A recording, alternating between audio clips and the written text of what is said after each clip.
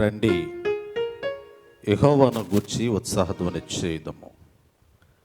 మన రక్షణ దుర్గమును బట్టి సంతోషగానము చేయుదము. కృతజ్ఞతాస్తుతులతో ఆయన సన్నిధికి వచ్చేదము. కీర్తనలో పాడుచు ఆయన పేరిట సంతోషగానము చేయుదము.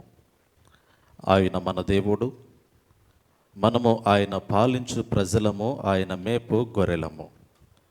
రండి, నమస్కారము చేసి సాగిలపడుదము. మనల్ని సృజించిన యెహోవా సన్నిధిని మోకరించుదాము. ప్రార్థన చేసుకుందాం. అందరూ తలలు వచ్చినట్లయితే చిన్న ప్రార్థన చేసుకొని ఈ పరిశుద్ధ దినమందు యొక్క ఆరాధన మనం ప్రారంభించుకుందాం. ప్రార్థన చేసుకుందాం. కృపాసత్య సంపూర్ణమైన మా ప్రియ పరలోకపు తండ్రి, మీ ఘనమైన పరిశుద్ధమైన నామమునకు స్తుతులు స్తోత్రములు చెల్లిస్తూ ఉన్నాం.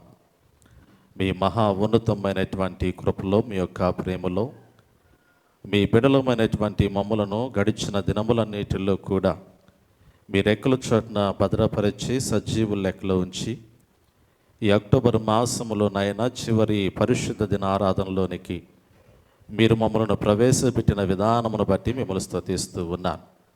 ప్రభువా, యొక్క ఆరాధనలో మేము పాడేటువంటి పాటలలోనూ, పరిశుద్ధ గ్రంథములోని లేఖన భాగములను ధ్యానించేటువంటి సమయంలోనూ మీ యొక్క పరిశుద్ధాత్మ నడిపింపు, ప్రసన్నత మెండుగా మాకు అనుగ్రహించండి. నీ పాదాల చెంతకు వచ్చిన బిడ్డలు దీవించండి నాయన. ఇంకా రావలసినటువంటి వారందరినీ కూడా త్వరగా మందిర ఆవరణకు నడిపించి ఆరాధన అంతట్లో మా ద్వారా మీరే నీ నామానికి మహిమ తెచ్చుకోమని యేసుక్రీస్తు నామములో అడిగి వేడుకొనుచున్నాము తండ్రి, ఆమేన్. ఈ సమయంలో నేటి పరిశుద్ధ దినారాధనకై ఏర్పాటు చేయబడి ఉన్నటువంటి దేవుని యొక్క లేఖన భాగాన్ని చదువుకుందాం. నేటి పరిశుద్ధ దినారాధనకై ఏర్పాటు చేయబడి ఉన్న దేవుని యొక్క లేఖన భాగము యోహాను రాసినటువంటి 3వ పత్రిక, కృత నిబంధన పాఠ్య భాగం నుంచి యోహాను రాసినటువంటి 3వ పత్రిక మొదటి 4 వచనాలు చదువుకుందాం.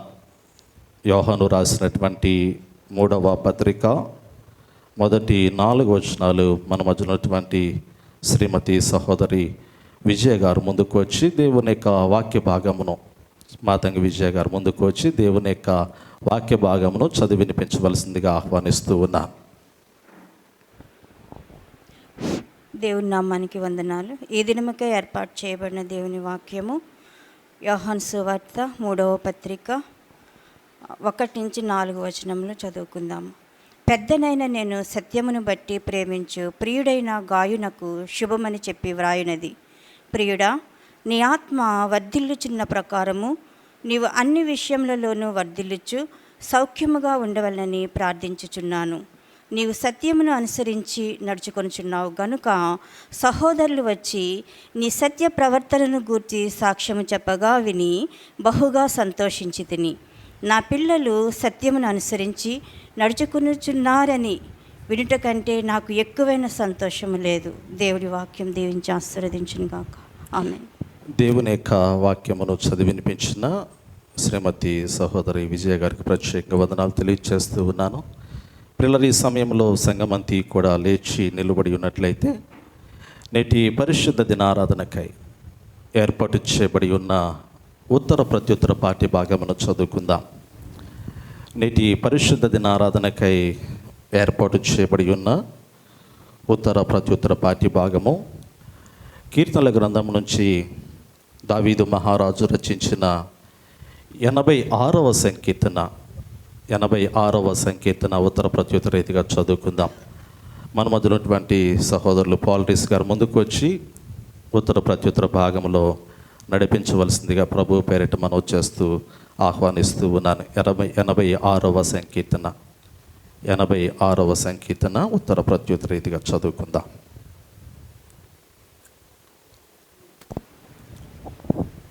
పరిశుద్ధ గ్రంథం నుంచి దావీదు రాసిన 86వ కీర్తన ఉత్తర ప్రత్యుత్తర రీతిని చదువుకుందాం. యెహోవా, నేను దీనుడను దరిద్రుడను, చెవియొగ్గు నాకు ఉత్తరమిమ్ము. నేను నీ భక్తుడను, నా ప్రాణమును కాపాడము. నా దేవా, నేను నమ్ముకొని ఉన్నాను, నీ సేవకుని రక్షింపము. ప్రభువా, దినమెల్లా నీకు మొరపెడుచున్నాను, నన్ను కరుణింపుము. ప్రభువా, నా ప్రాణము నీ వైపునకు ఎత్తుచున్నాను, నీ సేవకుని ప్రాణము సంతోషింపచేయము. ప్రభువా, నీవు దయాళుడవు, క్షమించుటకు సిద్ధమైన మనస్సు కలవాడవు, నీకు మొరపెట్టు వారందరి ఎడల కృపాతిశయము గలది వాడవు. యెహోవా, నా ప్రార్థనకు చెవియొగ్గము, నా మనముల ధ్వని ఆలకింపము. నీవు నాకు ఉత్తరమిచ్చువాడవు కనుక నా ఆపత్కాలమందు నేను నీకు మొర్రపెట్టెదను. ఆశ్చర్యకాలము చేయవాడవు, నీవే అద్వితీయ దేవుడవు. ప్రభువా, దేవతలలో నీ వంటి వాడు లేడు, నీ కార్యములకు సాటి అయిన కార్యము లేవు. నీవు సృజించిన అన్యజనులందరూ వచ్చి నీ సన్నిధిని నమస్కారం చేయదురు, నీ నామమును గణపరచుదురు.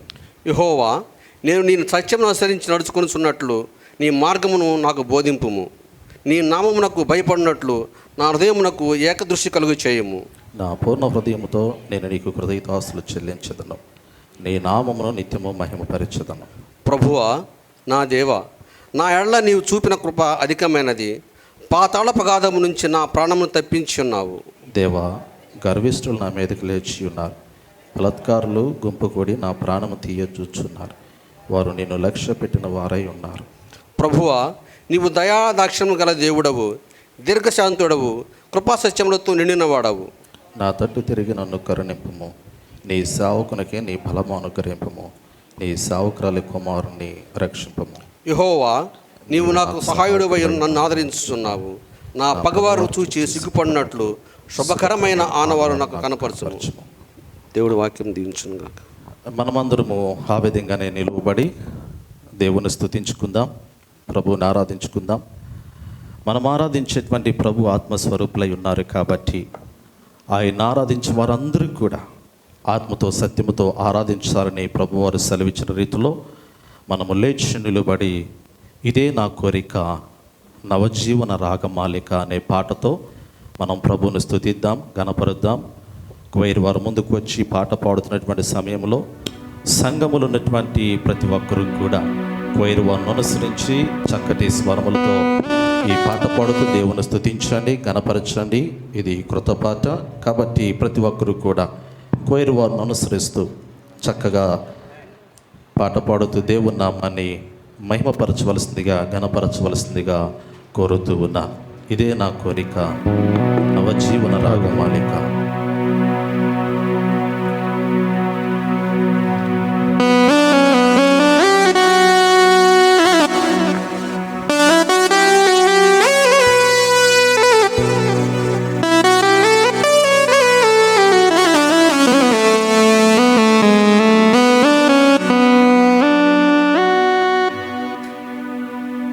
ఇదే నా కోరిక నవజీవన రాగమాలిక.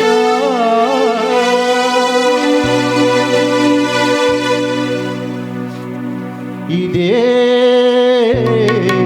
నా కోరిక నవజీవన రాగమాలిక.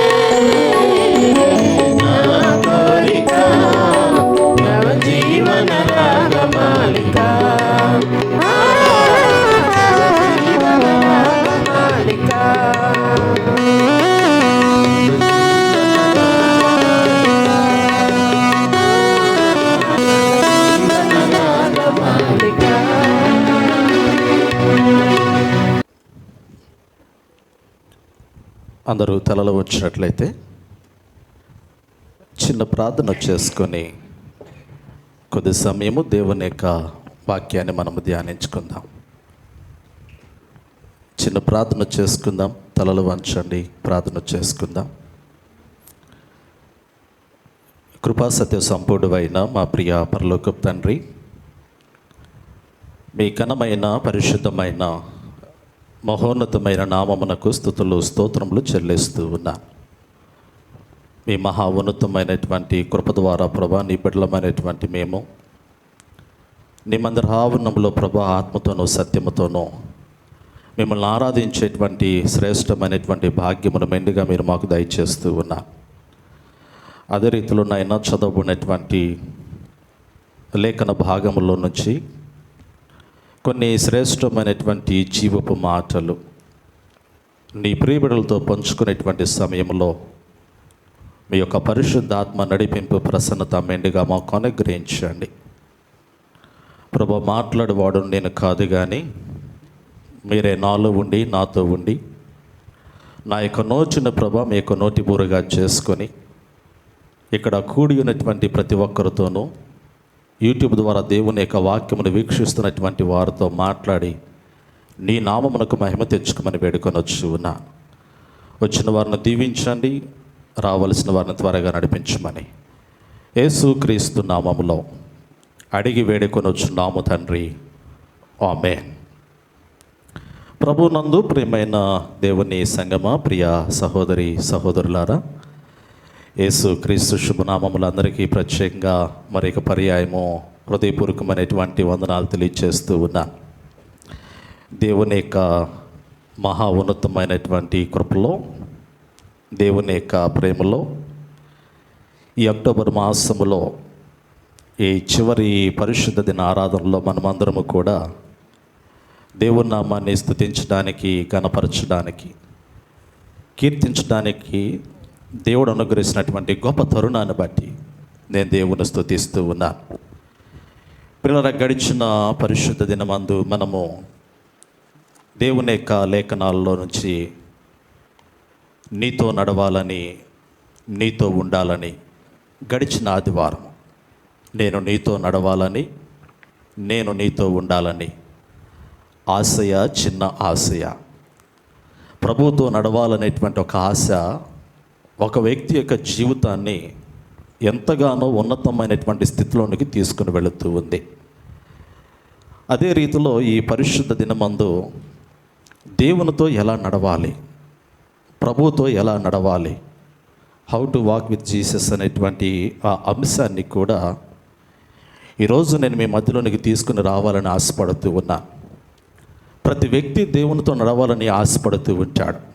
ప్రతి వ్యక్తి కూడా నేను దేవునితో ఉండాలి, నేను దేవుని రాజ్యంలో ఉండాలి, నేను దేవుని చేత దీవించబడాలి, నేను దేవుని చేత ఆశీర్వదించబడాలి, దేవుని యొక్క మహోన్నతమైనటువంటి కార్యాలు నా జీవితంలో నేను చూడాలని ప్రతి క్రైస్తవుడు కూడా తలంస్తూ ఉంటాడు.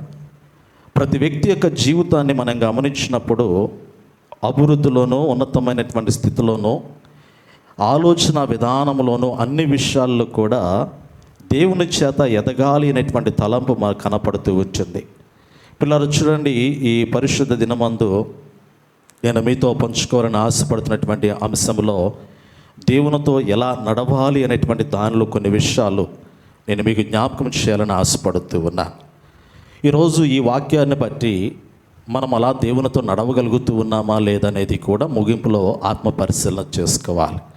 ఈరోజు నేను ఏ సందేశాన్ని అయితే మీకు ఇవ్వబోతూ ఉన్నానో, పరిశుద్ధాత్మ దేవుడు ఏ మాటలైతే మన ఎదుట ఉంచబోతూ ఉన్నాడో దాని ప్రకారంగా మనము దేవునితో ఉండగలుగుతూ ఉన్నామా, దేవునితో నడవగలుగుతూ ఉన్నామా అనేటువంటిది ముగింపులోనికి వచ్చేటువంటి సమయంలో ఒకసారి మనంతటికి మనమే ఆత్మ పరిశీలన చేసుకొని, ఒకవేళ ఈ వాక్య రీతిలో మన జీవితం లేకపోతే ప్రభుతో ఉన్నట్లుగా ప్రభు సహాయమును కూడా మనం కోరుకోవలసినటువంటి అవసరత ఉన్నట్లుగా నేను మీకు జ్ఞాపకం చేస్తూ ఉన్నాను. పిల్లలు చూడండి, ఇప్పుడు పాడినటువంటి పాటను మనం గమనించినప్పుడు ఈ పాట కోయిర్ వారు పాడి ఉన్నారు. ఈ పాట రాసినటువంటి రచయిత దియా ప్రసాదరావు గారు ఈ పాట రాశారు. ఈ పాటలో ఉన్నటువంటి భావాన్ని మనం గమనించినప్పుడు, ఈ రచయిత పాట రాసినటువంటి ఆ లిరిక్ని మనం గమనించినప్పుడు, పదజాలాన్ని, టెర్మినాలజీని మనం గమనించినప్పుడు, యేసులాగా ఉండాలని, యేసుతోనే నడవాలని. ప్రతి క్రైస్తవుడు కూడా ఒక్కసారి క్రీస్తును స్వరక్షకునిగా అంగీకరించిన తర్వాత, యేసు ప్రభువారిని తన యొక్క హృదయాంతరంగంలోనికి ఆహ్వానించిన తర్వాత, అతడు బాప్తిసము తీసుకున్నప్పుడు, గమనించండి, ఈ మాట మీరు గమనించండి, క్రైస్తవులుగా, క్రైస్తవ విశ్వాసులుగా, దేవుని బిడ్డలుగా ఒక నూతనమైనటువంటి జన్మను మనం పొందుకున్నప్పుడు, యేసు ప్రభువారిని స్వరక్షకునిగా మనం అంగీకరించినటువంటి సమయంలో మనము తీసుకున్నటువంటి తీర్మానం ఎలా ఉంటుంది, మనం యేసు ప్రభువారిని ఎలా మనం స్వరక్షకునిగా అంగీకరిస్తున్నాము అనేటువంటి ప్రమాణాలను మనం గమనించినప్పుడు, ప్రియులారా, మనము బాప్తిసము నీటిలో ముంచి ఇలా తిరిగి లేపినప్పుడు మన పాపములన్నీ కూడా నీటిలో సమాధి చేయబడి మరలా తిరిగి లేపినప్పుడు ఒక నూతనమైనటువంటి జన్మను, అనగా క్రీస్తులో జన్మించినటువంటి దానికి సాదృశ్యంగా బాప్తిసం మనం చూస్తూ ఉంటాం. ఈ పాటలో మనం గమనించినప్పుడు యేసులాగా ఉండాలని, యేసుతోనే నడవాలని, నిలవాలని, గెలవాలని, యేసునందే ఆనందించాలని. నేటి దినాల్లో నేను యేసులాగా ఉండాలి అనేటువంటి ఆలోచన మన హృదయాంతరంగంలో ఉందా? నేను యేసులాగా ఉండాలి, నేను యేసు రూపంలోనికి మారాలి, ఏ రోజైనా కానీ ఈ ఆలోచన మన హృదయంలోనికి వచ్చిందా? ఒక్కసారి మళ్ళీ మనం పరిశీలన చేసుకుందాం. నేను యేసులాగా ఉండాలి అనేటువంటి ఆ ఆలోచన మన హృదయంలో కలిగిందా?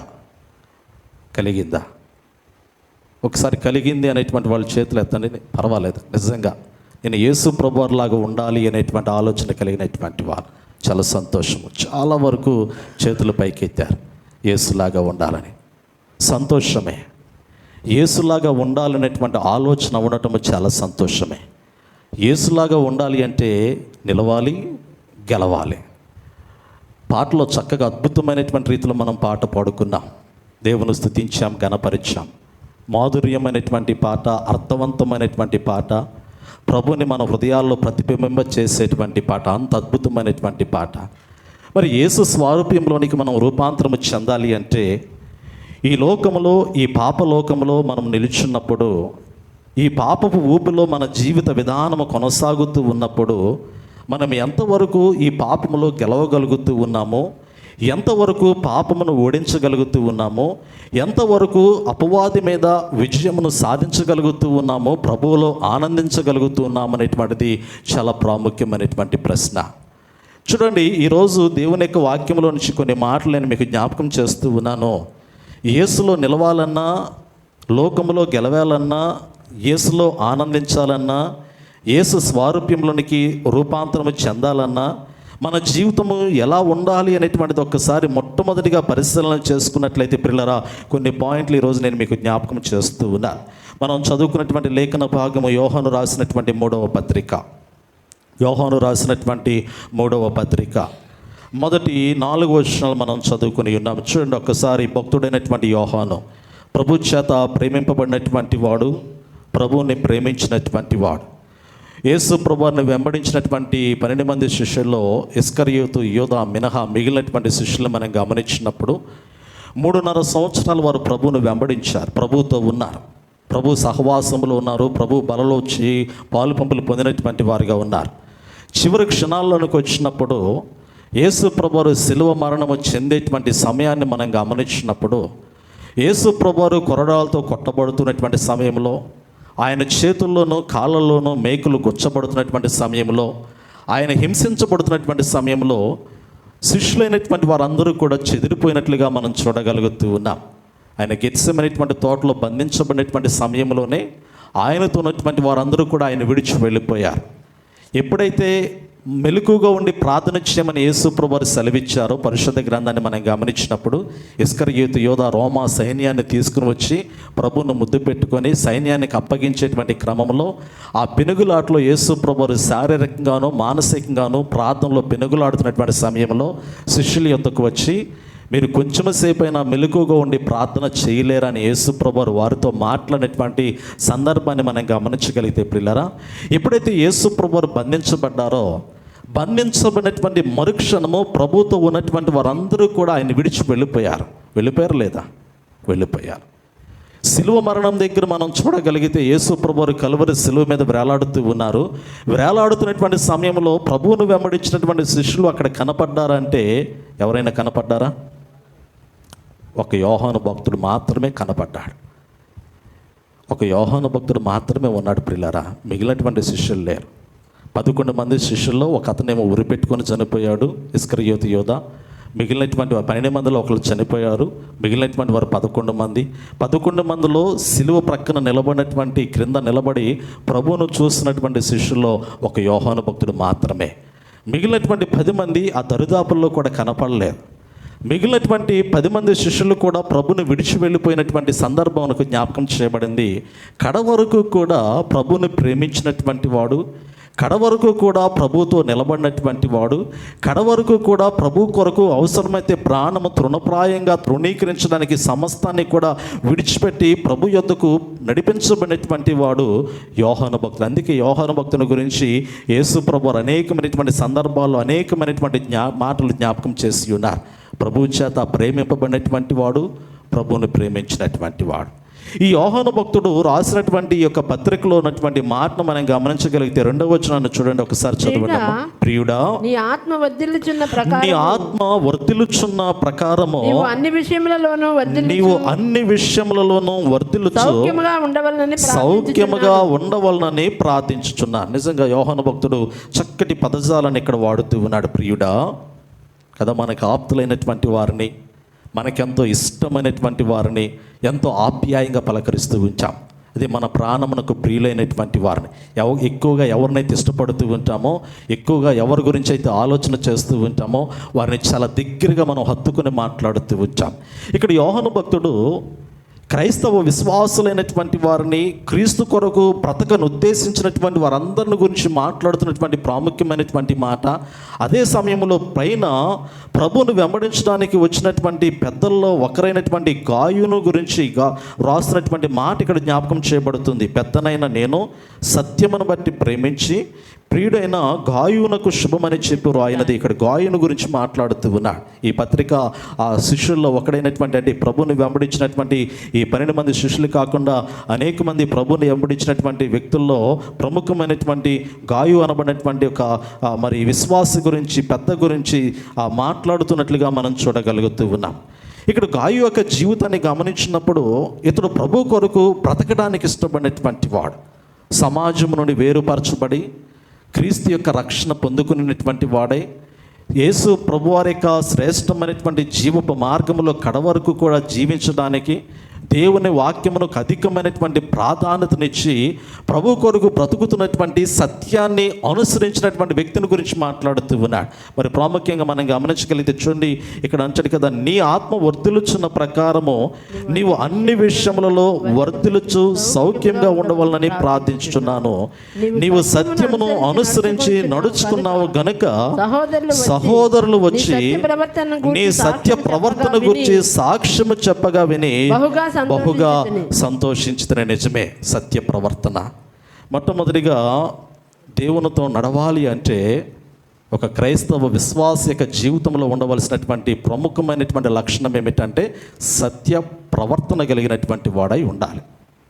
అతడు సత్యమును ఆధారము చేసుకుని బ్రతుకుతున్నటువంటి వాడై ఉండాలి. దేవునితో నడవాలి అంటే, దేవునితో ఉండాలి అంటే ఎలా ఉండాలనేది ఈరోజు జ్ఞాపకం చేస్తూ ఉన్నాను.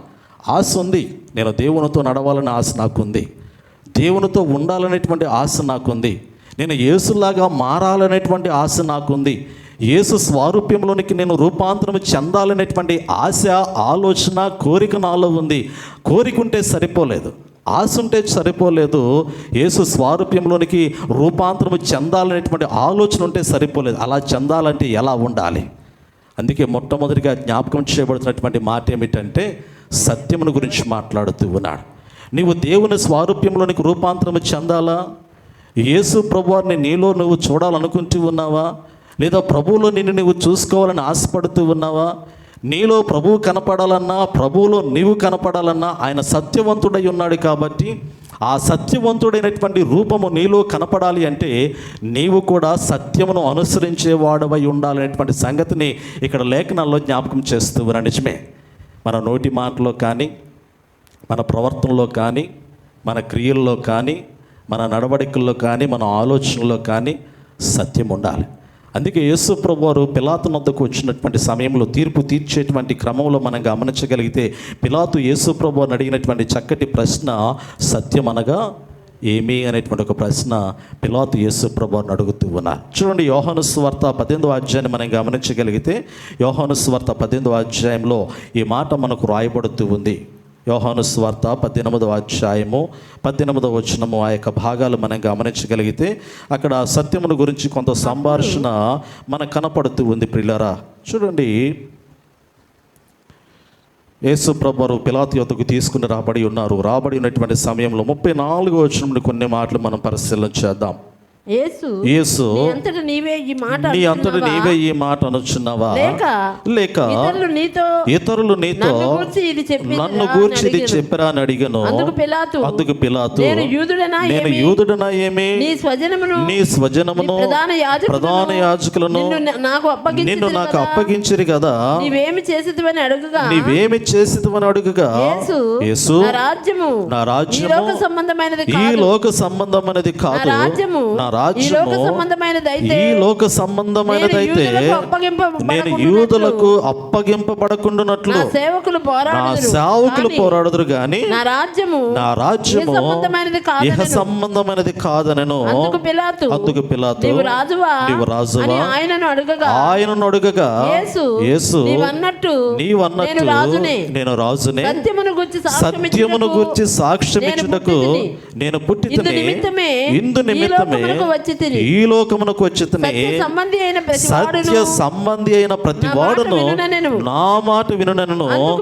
అందుకు పిలాతు సత్యమనగా ఏమిటని ఆయనతో చెప్పిన. నిజమే ప్రియులారా, సత్యమనగా యేసు ప్రభువారే, సత్యస్వరూపి అయినటువంటి ఆత్మ ఈ లోకములోనికి వచ్చుచున్నట్లుగా దేవుని యొక్క వాక్యములో చూడగలిగి ఉన్నాం. అందుకే ఈ వాక్య భాగాన్ని గమనించినప్పుడు యేసు ప్రభువారికి పిలాతుకి మధ్య చాలా సుదీర్ఘమైనటువంటి సంభాషణ. యేసు ప్రభువారికి పిలాతుకి మధ్య జరిగినటువంటి సంభాషణలో రాజ్యమును గురించి, రాజును గురించి జరుగుతున్నటువంటి సంభాషణ. ఒకటి రాజ్యము, రెండు రాజు, మూడోది రాజును వెంబడించినటువంటి ప్రజలను గురించి మనం చూడగలుగుతూ ఉన్నాం. యేసు ప్రభువారు దేవుని యొక్క వాక్యంలో జ్ఞాపకం చేస్తున్నటువంటి మాట ఏమిటంటే ఇది నా రాజ్యము కాదు అనేటువంటి మాట. రెండవది నేను రాజును అనేటువంటి మాట. మూడోది నన్ను వెంబడించేటువంటి ప్రజలు ఈ లోక సంబంధమైనటువంటి వారు కాదు అనేటువంటి మాట కూడా వాక్యంలో యేసు ప్రభువారు స్పష్టము చేసినట్లుగా దేవుని యొక్క ఆ మాటలను బట్టి మనం గమనించగలుగుతూ ఉన్నాం. నిజమే పిల్లలు, అందుకే ఇక్కడ అంచాడు కదా, సత్యమును గురించి సాక్ష్యం ఇచ్చుటకు నేను పుట్టితిని, ఇందు నిమిత్తమే ఈ లోకమునకు వచ్చితిని, సత్య సంబంధి అయిన ప్రతి వాడును నా మాట వినను. ఈరోజు మనము ఎవరి మాట వింటూ ఉన్నామనేది చాలా ప్రాముఖ్యము. నిజంగా ప్రభు మాట వింటే మనలో సత్యం ఉంటుంది. ప్రభు మాట వినకపోతే మనలో సత్యం ఉండదు, కానీ అబద్ధము అనేటువంటిది మనకు కనపడుతుంది. సత్యమునకు వ్యతిరేక పదము అసత్యము కదా, అసత్యమునకు పర్యాయ పదాలు మనం గమనించగలిగితే అబద్ధము కానీ, మోసము కానీ, రకరకాలైనటువంటి పర్యాయ పదాలను మనం చూడగలుగుతూ ఉంటాం. ఇక్కడ యేసు ప్రభువారేమో సత్యవంతుడిగా కనపడుతూ ఉన్నాడు. నేను సత్యమును గురించి సాక్ష్యం ఇవ్వడానికి నేను ఈ లోకానికి వచ్చాను, ఈ లోకంలో నేను జన్మించానని యేసు ప్రభువారు సెలవిస్తూ ఉన్నారు. నేనే మార్గము, నేనే సత్యము, నేనే జీవమని యేసు ప్రభువారు యోహాను సువార్తలో చాలా చక్కగా మరి జ్ఞాపకం చేసినట్లుగా 14వ అధ్యాయం 6వ వచనంలో జ్ఞాపకం చేసినట్లుగా మనం చూడగలం. యోహాను సువార్త 14వ అధ్యాయము 6వ వచనాన్ని గమనించగలిగితే నేనే మార్గము, నేనే సత్యము, నేనే జీవము, ఎవడైనాను నా ద్వారానే తప్ప మరి ఏ రీతిలో కూడా తండ్రి యొద్దకు రాడు అనేటువంటి సంగతిని యేసు ప్రభువారు జ్ఞాపకం చేస్తూ ఉన్నారు. సత్యవంతుడైనటువంటి దేవుని కుమారుడైనటువంటి యేసు ప్రభువారు లోకంలో జన్మించి లోకములో ఉన్నటువంటి సకల మానవుని యొక్క జీవితంలో ఉన్నటువంటి పాపము కానీ, అబద్ధము కానీ, మోసము కానీ, లేదా లోక సంబంధమైనటువంటి విగ్రహారాధనతో కూడినటువంటి ఆలోచనలు కానీ సమస్తాన్ని కూడా తీసివేసి ఈ లోకంలో ఉన్నటువంటి వారందరినీ కూడా సత్యవంతులుగా మార్చి దేవుని రాజ్యంలోనికి తీసుకుని వెళ్ళటానికి జన్మించినటువంటి సత్యవంతుడు యేసు ప్రభువు అనేటువంటి సంగతిని పరిశుద్ధ గ్రంథంలో మనం చూడగలుగుతూ ఉన్నాం. మొట్టమొదటిగా యేసుని మనలో చూడాలి అంటే, యేసు ప్రభువారిలో మనల్ని మనం చూసుకోవాలి అంటే క్రీస్తు స్వారూప్యంలోనికి మనం రూపాంతరము చెందాలి అంటే మనం మొట్టమొదటిగా సత్యవంతులై ఉండాలి. సాధ్యమైనంత వరకు నిజం చెప్పడానికి ప్రయత్నం చేయాలి. సత్యం అంటే నిజమే కదా, పర్యాయ పదాలు మనం గమనించగలిగితే సాధ్యమైనంత వరకు. ఎందుకంటే ఈ లోకంలో అబద్ధానికి ఉన్నటువంటి ప్రాముఖ్యత నిజానికి లేదు కదా. మనం అనుకుంటూ ఉంటాం, ఒక చిన్న సామెత, వెనకటి దినాల్లో పెద్దలు సామెత చెప్పేటువంటి వారు, నిజము ఇంట్లోనికి వెళ్ళి హ్యాంగర్ను ఉన్నటువంటి షర్ట్ వేసుకొని వచ్చేలోపు అబద్ధం అంట బయట ఉన్నటువంటి చెప్పులు వేసుకొని ఊరు మొత్తం తిరిగి వచ్చేస్తుందంట. అవునా కాదు? విన్నారు ఈ సామెత? పెద్దలు చెప్పేటువంటి ఆ మాట నేను విన్నాను. ఈ మాట అబద్ధం అంట గుమ్మం దగ్గర ఉన్నటువంటి చెప్పులు వేసుకుని ఊరు మొత్తం తిరిగి వచ్చేస్తుందంట. నిజమంట ఇంట్లో హ్యాంగర్ను ఉన్నటువంటి షర్ట్ వేసుకున్నట్ట గుమ్మం దాటేలోపు ఈలోపు అబద్ధం వచ్చేస్తుంది. నిజం ఇంకా బయటికి వెళ్ళినా కానీ నిజము ఇది నిజము ఇది నిజము ఇది నిజమని నిరూపించడానికి చాలా సమయం పట్టింది. ఎందుకంటే అప్పటికి అబద్ధం ఊరంతా తిరిగి వచ్చిందిగా చెప్పులు వేసుకొని. పరిశుద్ధ గ్రంథంలో యేసు ప్రభువారు నేను సత్యవంతుణ్ణి, నేను సత్యవంతుణ్ణి, నేను సత్యవంతుణ్ణి, నేను యథార్థవంతుణ్ణి, పరలోకంలో ఉండి భూలోకంలో సత్యమును గురించి సాక్ష్యం ఇవ్వడానికి వచ్చానని చెబుతూ ఉన్నటువంటి సమయంలో అప్పటికి అబద్ధం అంతా ఊరంతా తిరిగేసి వచ్చిందంట. అందుకే యోహాను సువార్తలో యేసు ప్రభువారు జ్ఞాపకం చేసినటువంటి మాట మనం గమనించగలిగితే పిల్లలు చూడండి, అబద్ధముల గురించి అంత చక్కటి మాట జ్ఞాపకం చేశారు. యోహాను సువార్త 8వ అధ్యాయము, యోహాను సువార్త 8వ అధ్యాయము 32వ వచనాన్ని మనం ఒకసారి పరిశీలన చేద్దాం. చూడండి, 44 యోహాను సువార్త. అప్పుడు సత్యము మిమ్మల్ని స్వతంత్రులుగా చేయనని చెప్పగా వారు మేము అబ్రహాము సంతానము, మేము ఎన్నడూను ఎవనికి దాసులమై ఉండలేదు, మీరు స్వతంత్రులుగా చేయబడుదురని ఎలా చెప్పుచున్నావని ఆయనతో అనిరి. చాలు 44 వచనం చూడండి, 44 వచనము. మీరు మీ తండ్రి గమనించండి, మీరు మీ తండ్రి యగు అపవాది సంబంధంలో మీ తండ్రి దురాశలు నెరవేర్చుకోరుచున్నారు. ఆది నుండి వాడు నరహంతుకుడై ఉండి సత్యమందు నిలిచిన వాడు కాడు, వాని యందు సత్యమే లేదు. వాడు అబద్ధమాడున్నప్పుడు తన స్వభావం అనుసరించి ఏ మాటలను వాడు అబద్ధికుడును అబద్ధమునకు జనకుడునై ఉన్నాడు. నేను సత్యమునే చెప్పుచున్నాను గనుక మీరు నన్ను నమ్మరు. సత్యాన్ని ఎవరు కూడా అంత త్వరగా నమ్మరంట. సత్యము నిలకడగానైనా సత్యమే, నిలకడగానైనా ఎంతకాలమైనా, 1 సంవత్సరానికో 2 సంవత్సరాలకో 3 సంవత్సరాలకో నిజమే. అబద్ధం అనేది విస్తృతమైనటువంటి ప్రచారం జరిగినప్పటికీ కూడా, అబద్ధము లోకములు విస్తృతంగా కొనసాగినప్పటికీ కూడా నిజమనేటువంటిది నిలకడగా ఏనాటికైనా కానీ అది బహిర్గతం అవుతున్నట్లుగా మనం చూడగలుగుతూ ఉన్నాం. అందుకే యేసు ప్రభువారు 4 గదుల మధ్య కూడుకొని మాట్లాడేటువంటి మాట మేడల మీదను మిద్దెల మీదను ప్రకటించబడుతుంది అనేటువంటి మాట జ్ఞాపకం చేశారు. రహస్యమైనది ఏదైనా కానీ మరుగై ఉండదంట. ఎందుకంటే మనం అనుకుంటాం ఈ లోకంలో ఒక నరుడు దేన్నైనా రహస్యంగా దాయాలని తలస్తాడేమో, కానీ ఎందుకంటే సమస్తాన్ని బహిర్గతపరిచేటువంటి దేవుడు ఉన్నాడు. సమస్తాన్ని మేడల మీదను మిద్దెల మీదను ప్రకటించేటువంటి దేవుడు చూస్తూ ఉన్నాడు. కాబట్టి లోకంలో మనుషుల మధ్య రహస్యం ఉంటుందేమో, కానీ మనిషికి దేవునికి మధ్య రహస్యం ఉంటుందా? ఏమైనా దాయగలుగుతామా? అందుకే ఒక్కొక్కసారి భలే ఆలోచనలు వస్తూ ఉంటాయి. రాత్రికాల సమయంలో మనం ప్రార్థన చేస్తూ ఉంటాం దేవునికి. ప్రార్థన చేసేటువంటి సమయంలో ప్రభా నా ప్రార్థన ఆలకించు, నాకు అది కావాలి ప్రభా, ఇది కావాలి ప్రభా అని అనుకుంటూ ప్రార్థన చేస్తాము. ప్రార్థన చేసినప్పుడు మనం అనుకుంటాం దేవుడు నా ప్రార్థన ఆలకించాడు అనుకుంటాం. చాలామందికి ఉన్నటువంటి విశ్వాసం అదే, దేవుడు నా ప్రార్థన ఆలకించాడు అనే మాట చెబుతూ ఉంటారు. నీ నోట నుండి, నీ హృదయంలో నుండి, నీ నోట నుండి వచ్చేటువంటి ప్రార్థన దేవుడు ఆలకిస్తూ ఉన్నప్పుడు విస్తృతంగా నీ నోట నుండి వచ్చేటువంటి మాటలు దేవుడు ఆలకించడా? అంటే ఒక ప్రార్థనే ఆలకిస్తాడా? నీ నోట నుండి వచ్చేటువంటి వేరే మాటలు ఏమీ కూడా దేవుడు ఆలకించడా? సంస్కృతమైనటువంటి పదాలు రావా కదా? చాలామంది చక్కటి సంస్కృతంతో కూడినటువంటి పదాలను ఉపయోగిస్తూ ఉంటారు. ఆ పదజాలం చాలా చక్కగా ఉంటుంది, అది భలే ఉంటుంది అన్నమాట. ఆ చెవులు మూసుకునేటువంటి పదజాలం కనపడుతూ ఉంటుంది ఒక్కొక్కసారి మనం గమనించగలిగితే. మరి ప్రార్థన ఆలకించేటువంటి దేవుడు నీ నోట నుండి వచ్చేటువంటి ప్రతి మాట ఎందుకు ఆలకించడు? ఆ మాట ఎందుకు దేవుని సన్నిధికి చేరటం లేదనేటువంటి ఆలోచన మనుషులు మరిచిపోతూ ఉన్నారు అనేటువంటి సంగతిని జ్ఞాపకం చేస్తున్నారు. నిజమే, చాలామంది మరిచిపోతారు ఈ సంగతి. క్రైస్తవ విశ్వాసులైనటువంటి వారు కేవలం ప్రార్థన మాత్రమే దేవుడు ఆలకిస్తాడు, మిగిలినటువంటి మాటలు వినలేక చెవులు మూసుకుంటాడు అనుకుంటారు. లేదే, ఒక విషయాన్ని గుర్తుపెట్టుకోవాలి, ఆయన ప్రార్థన ఆలకించేవాడే కానీ ప్రార్థనతో పాటు నీ హృదయము, నీ హృదయాంతరంగము, నీ నోటి నుండి వచ్చుచున్నటువంటి ప్రతి మాటను కూడా ఆయన ఆలకిస్తూ ఉన్నట్లుగా పరిశుద్ధ గ్రంథంలో మనం చూడగలుగుతూ ఉన్నాం. అందుకే భక్తుడైనటువంటి దావీదు అంటాడు, నా హృదయ ధ్యానము నీ దృష్టికి, నా నోటి మాటలు నా హృదయ ధ్యానము నీ దృష్టికి అంగీకారమగునుగాక అంటాడు. కీర్తన గ్రంథము 19వ సంకీర్తన 14 వచనాన్ని కానీ మనం గమనించగలిగితే, నా నోటి మాటలు నా హృదయ ధ్యానము నీ దృష్టికి అంగీకారమగునుగాక. ఈ మొదటి మాటను మనం గమనించగలిగితే ప్రియులారా, యేసు ప్రభువారు నేను సత్యమును ప్రకటించడానికే లోకానికి వచ్చాను, సత్యంని స్థాపించడానికి లోకానికి వచ్చాను, నా వారైనటువంటి వారు, సత్య సంబంధికులైనటువంటి వారు ఎవరైతే సత్యాన్ని ఆధారము చేసుకుని బ్రతకకుండా ఉన్నారో వారు అబద్ధికునికి సంతానం అనేటువంటి మాట జ్ఞాపకం చేస్తూ ఉన్నాడు. అందుకే అబద్ధికుని గురించి కూడా యేసు ప్రభువారు యోహాను సువార్త 8వ అధ్యాయంలో సెలవిచ్చినట్లుగా మనం చూడగలుగుతూ ఉన్నాం. ఇప్పుడు యోహాను రాసినటువంటి 3వ పత్రికలో మనం గమనించగలిగితే 4వ వచనంలో ఒక చక్కటి మాట వ్రాయబడుతూ ఉన్నది. చూడండి, 4వ వచనము, నా పిల్లలు సత్యమును అనుసరించి నడుచుకొనుచున్నారని వినుట కంటే నాకు ఎక్కువైన సంతోషం లేదు. నిజమే ప్రియులారా, ఒక తండ్రికి ఎప్పుడు సంతోషం అంటే,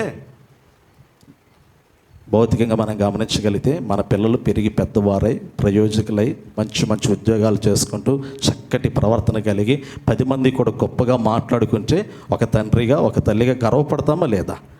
మన పిల్లల గురించి, వారి భవిష్యత్తు గురించి ప్రక్కవారు సాక్ష్యం ఇస్తూ ఉన్నప్పుడు నిజంగా వాళ్ళ పిల్లలు ఎంత గొప్పవాళ్ళో, ఎంత మంచోళ్ళో, ఎంత మంచి ప్రవర్తన కలిగినటువంటి వాళ్ళో, ఎంత భయభక్తులు కలిగినటువంటి వారో, దేవునికి భలే లోబడతారు 10 మంది చెప్పుకుంటా ఉంటే ఒక తండ్రిగా ఒక తల్లిగా గర్వపడతాం, సంతోషపడతాం, ఆనందిస్తూ ఉంటాం. మన పిల్లల ముందు మనం పొగుడుకోలేకపోవచ్చేమో, అరే 10 మంది నిన్ను ఇలా పొగుడుతున్నారని మన పిల్లల ముందు మనం చెప్పుకోలేకపోవచ్చేమో. 10 మంది పిల్లల గురించి మాట్లాడుకుంటూ ఉన్నప్పుడు ఒక తండ్రి ఒక తల్లి ఎంత సంతోషపడతారో, ఈ భూలోకములో దేవుని బిడ్డల గురించి సాక్ష్యం ఇవ్వబడుతూ ఉన్నప్పుడు పరలోకమందు ఆశీనుడైనటువంటి తండ్రి, నా పిల్లలు నిజంగా సత్యవంతులు, నా పిల్లలు నిజంగా నా బిడ్డలే, ఒక తండ్రి చెప్పుకుంటాడు, వీళ్ళు నిజంగా నా బిడ్డలే అంటే ఈ నిజం అనేటువంటి మాట మనం గమనించగలిగితే సత్యాన్ని అనుసరించినప్పుడు, సత్యము లేనటువంటి క్రైస్తవుడు ఎలా దేవుని బిడ్డగా మార్చబడతాడు? సత్యవంతుడైనటువంటి దేవుని సంతానంగా ఎంచబడలేనటువంటి వారు ఎలా దేవుని పిల్లలుగా ఎంచబడుతూ ఉంటారు? అందుకే ఈ వాక్య భాగాన్ని గమనించినప్పుడు, నా పిల్లలు సత్యమును అనుసరించి నడుచుకొనుచున్నారని వినుట కంటే నాకు ఎక్కువైన సంతోషము లేదు అంటాడు. ఫుట్నోట్లో మనం గమనించగలిగితే చూడండి, ఫుట్నోట్లో రాయబడింది ఒక మాట, 4వ వచనంలో ఉన్నటువంటి సత్యమును అనుసరించినటువంటి మాటకి మూల భాషలో కింద సత్యములు అనేటువంటి మాటను రాస్తూ ఉన్నాడు. నిజమే ప్రియులారా, ఈరోజు మనము దేవునితో నడిచేటువంటి క్రమంలో యేసును మనలో చూడాలన్నా కానీ, యేసులో మన జీవితం ఉండాలన్నా కానీ మొట్టమొదటిగా మనలో సత్యం ఉండాలి. రెండోది మనం గమనించగలిగితే పిల్లరా, రెండో మాటను మనం గమనించగలిగితే దేవునితో ఎలా నడవాలి అంటే, మొదటిగా సత్యమును అనుసరించి నడవాలి. రెండోది చూడండి, పరిశుద్ధ గ్రంథంలో జ్ఞాపకం చేయబడుతున్నటువంటి మాట యోహాను సువార్త 4వ అధ్యాయంలో యేసు ప్రభువారు సమరయ స్త్రీతో పలికినటువంటి మాటల్లో యథార్థతను గురించి పలికినటువంటి మాట. దానికన్నా ముందు కీర్తన గ్రంథం 26వ సంకీర్తన 11వ వచనాన్ని ఒక్కసారి పరిశీలన చేయండి. దీన్ని ఒక్కసారి కీర్తన గ్రంథము 26వ సంకీర్తన 11వ వచనము దావీదు మహారాజు పలికినటువంటి మాట, నేను యథార్థవంతుడనై నడుచుకొనుచున్నాను, నన్ను విమోచింపుము,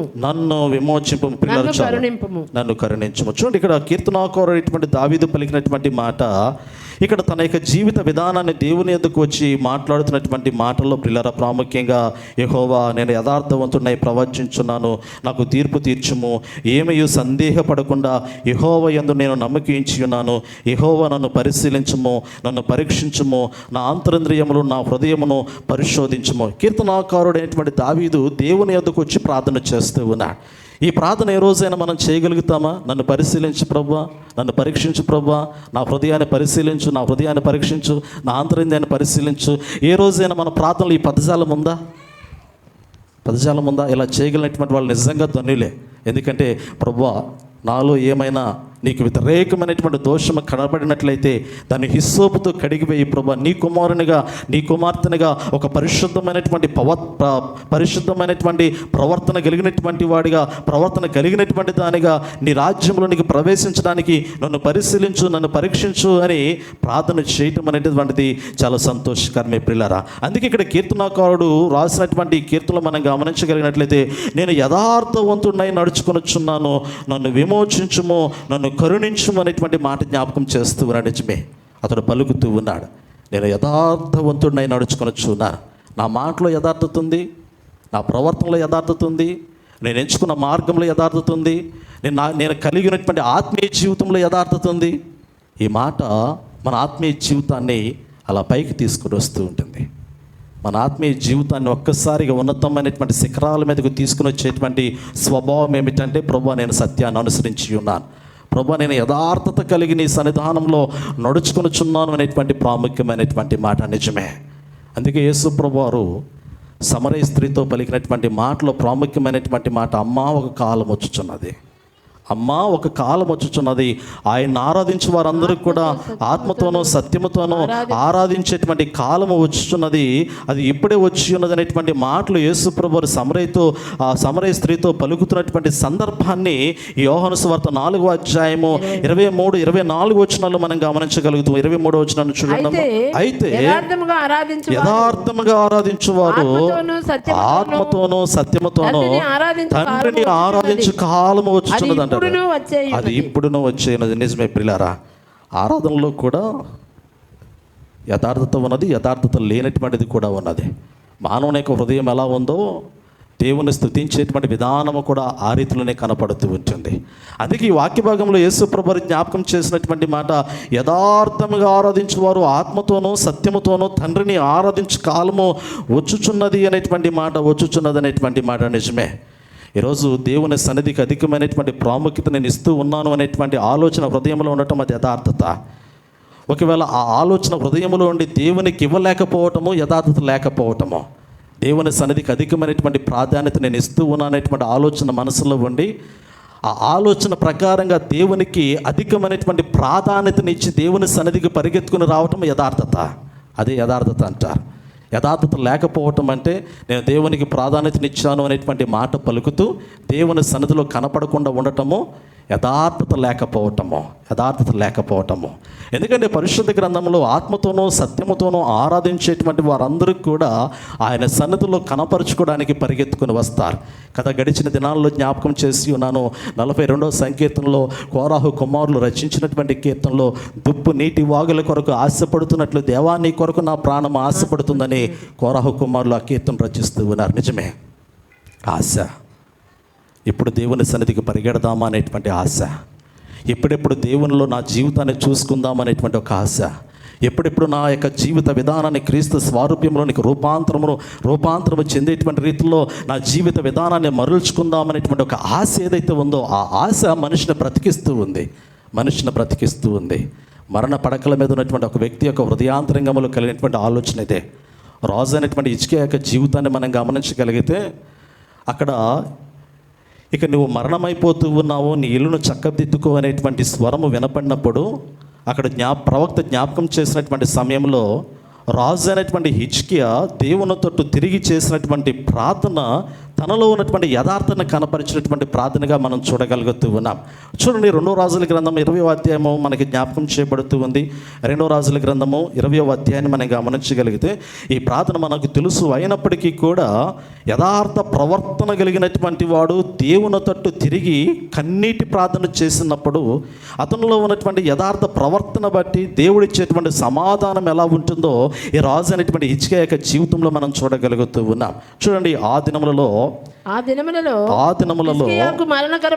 హిజ్కియాకు మరణకరమైన రోగము కలుగగా ఆమోజు కుమారుడును ప్రవక్తయైన యెషయా అతని యొద్దకు వచ్చి నీవు మరణమవుచున్నావు, బ్రతుకవు గనుక నీవు నీ ఇల్లు చక్కబెట్టుకొనుమని యెహోవా సెలవిచ్చుచున్నాడని చెప్పగా అతడు తన ముఖము గోడ తట్టు త్రిప్పుకొని యెహోవా యథార్థ హృదయుడనై సత్యముతో నీ సన్నిధిని నేను ఎట్లు నడుచుకొంటినో, నేను ఎట్లు నడుచుకుంటున్నానో, నీ దృష్టికి అనుకూలముగా, నీ దృష్టికి అనుకూలంగా సమస్తము నేను ఎట్లు జరిగించుతున్నో కృపతో జ్ఞాపకము చేసుకునమని హిజ్కియా కన్నీళ్లు విడుచుచు యెహోవాను ప్రార్థించిన. నిజమే ప్రియులారా, అతని ప్రార్థనలో కనపడినటువంటి మొట్టమొదటి మాట యథార్థ హృదయుడైన సత్యముతో నీ సన్నిధిని నేను ఎట్లు నడుచుకుంటున్నాను అంటాడు. నిజమే.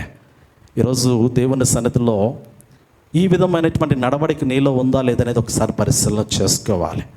యథార్థ హృదయుడినై సత్యముతో నీ సన్నిధానంలో ఎలా నిన్ను అనుసరిస్తూ ఉన్నాను, సత్యముతో యథార్థంగా నీ అంటే శ్రేష్టమైనటువంటి వాక్యమునకు అనుకూలమైనటువంటి రీతిలో నా జీవితాన్ని ఎలా కనపరుచుకుంటూ ఉన్నానో ఒకసారి జ్ఞాపకం చేసుకో ప్రభువా అని రాజు అనేటువంటి హిజ్కియా ప్రార్థన చేసినప్పుడు ఆ ప్రార్థన దేవుని సన్నిధికి చేరి దేవుడు ప్రార్థన ఆలకించి 15 సంవత్సరములు ఆయుష్నిచ్చినట్లుగా పరిశుద్ధ గ్రంథంలో మనం చూడగలుగుతూ ఉన్నాం. నిజమే. నేటి దినాల్లో దేవుడు మన యొద్ద నుండి కోరుకునేటువంటి జీవిత విధానం ఇదే. దేవుడిని యొద్ద నుండి ఏం ఆశిస్తూ ఉన్నాడు?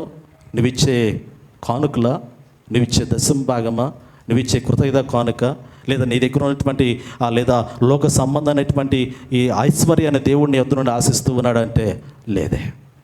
దేవుడిని యొద్ద నుండి ఆశించేటువంటిది యథార్థమైనటువంటి ప్రవర్తనతో దేవుని స్తుతిస్తూ ఆయన ఆరాధిస్తూ ఆత్మతో సత్యముతో ఆయన ఆరాధిస్తూ ఆయన కుమారునిగా ఆయన కుమార్తెగా ఆయన స్వారూప్యంలో ఆయన రాజ్యాన్ని స్వతంత్రించుకునేటువంటి బిడ్డగా నీవు ఉండాలని పరిశుద్ధమైనటువంటి ఆ హృదయాంతరంగానే దేవుడు కోరుతూ ఉన్నట్లుగా లేఖనాల్లో మనం చూడగలుగుతూ ఉన్నాం. నిజమే. మనం దేవునితో నడవాలి అంటే ఒకటి మనము సత్య ప్రవర్తన అనుసరించి వారమై ఉండాలి. మనము దేవునితో నడవాలి అంటే యథార్థ ప్రవర్తన కలిగినటువంటి వారమై ఉండాలి. అప్పుడు మనలో యేసును చూడగలుగుతూ ఉంటాము, యేసులో మన జీవితాన్ని చూడగలుగుతూ ఉంటాము, పరలోక పట్టణంలో మన జీవిత విధానాన్ని మనము చూడగలుగుతున్నట్లుగా మనం చూడగలుగుతూ ఉన్నాం. మూడోదిగా గమనించగలిగితే ప్రియులారా, దేవునితో నడవాలి అంటే మూడోదిగా ఇంకొక లక్షణము, ఇంకొక స్వభావం మనలో ఉండాలి. ఆ స్వభావం ఏమిటంటే అజ్ఞానుల వలె కాక జ్ఞానుల వలె నడుచుకోవాలని పరిశుద్ధ గ్రంథంలో దేవుడు జ్ఞాపకం చేశాడు.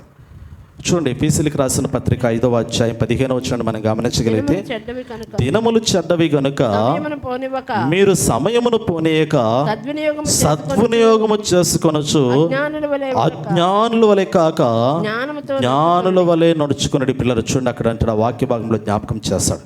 పౌలు భక్తుడు ఎఫెసీ సంఘానికి ఈ మాట సెలవిచ్చాడు. 5వ అధ్యాయము 15వ వచనము, దినములు చెడ్డవి గనుక.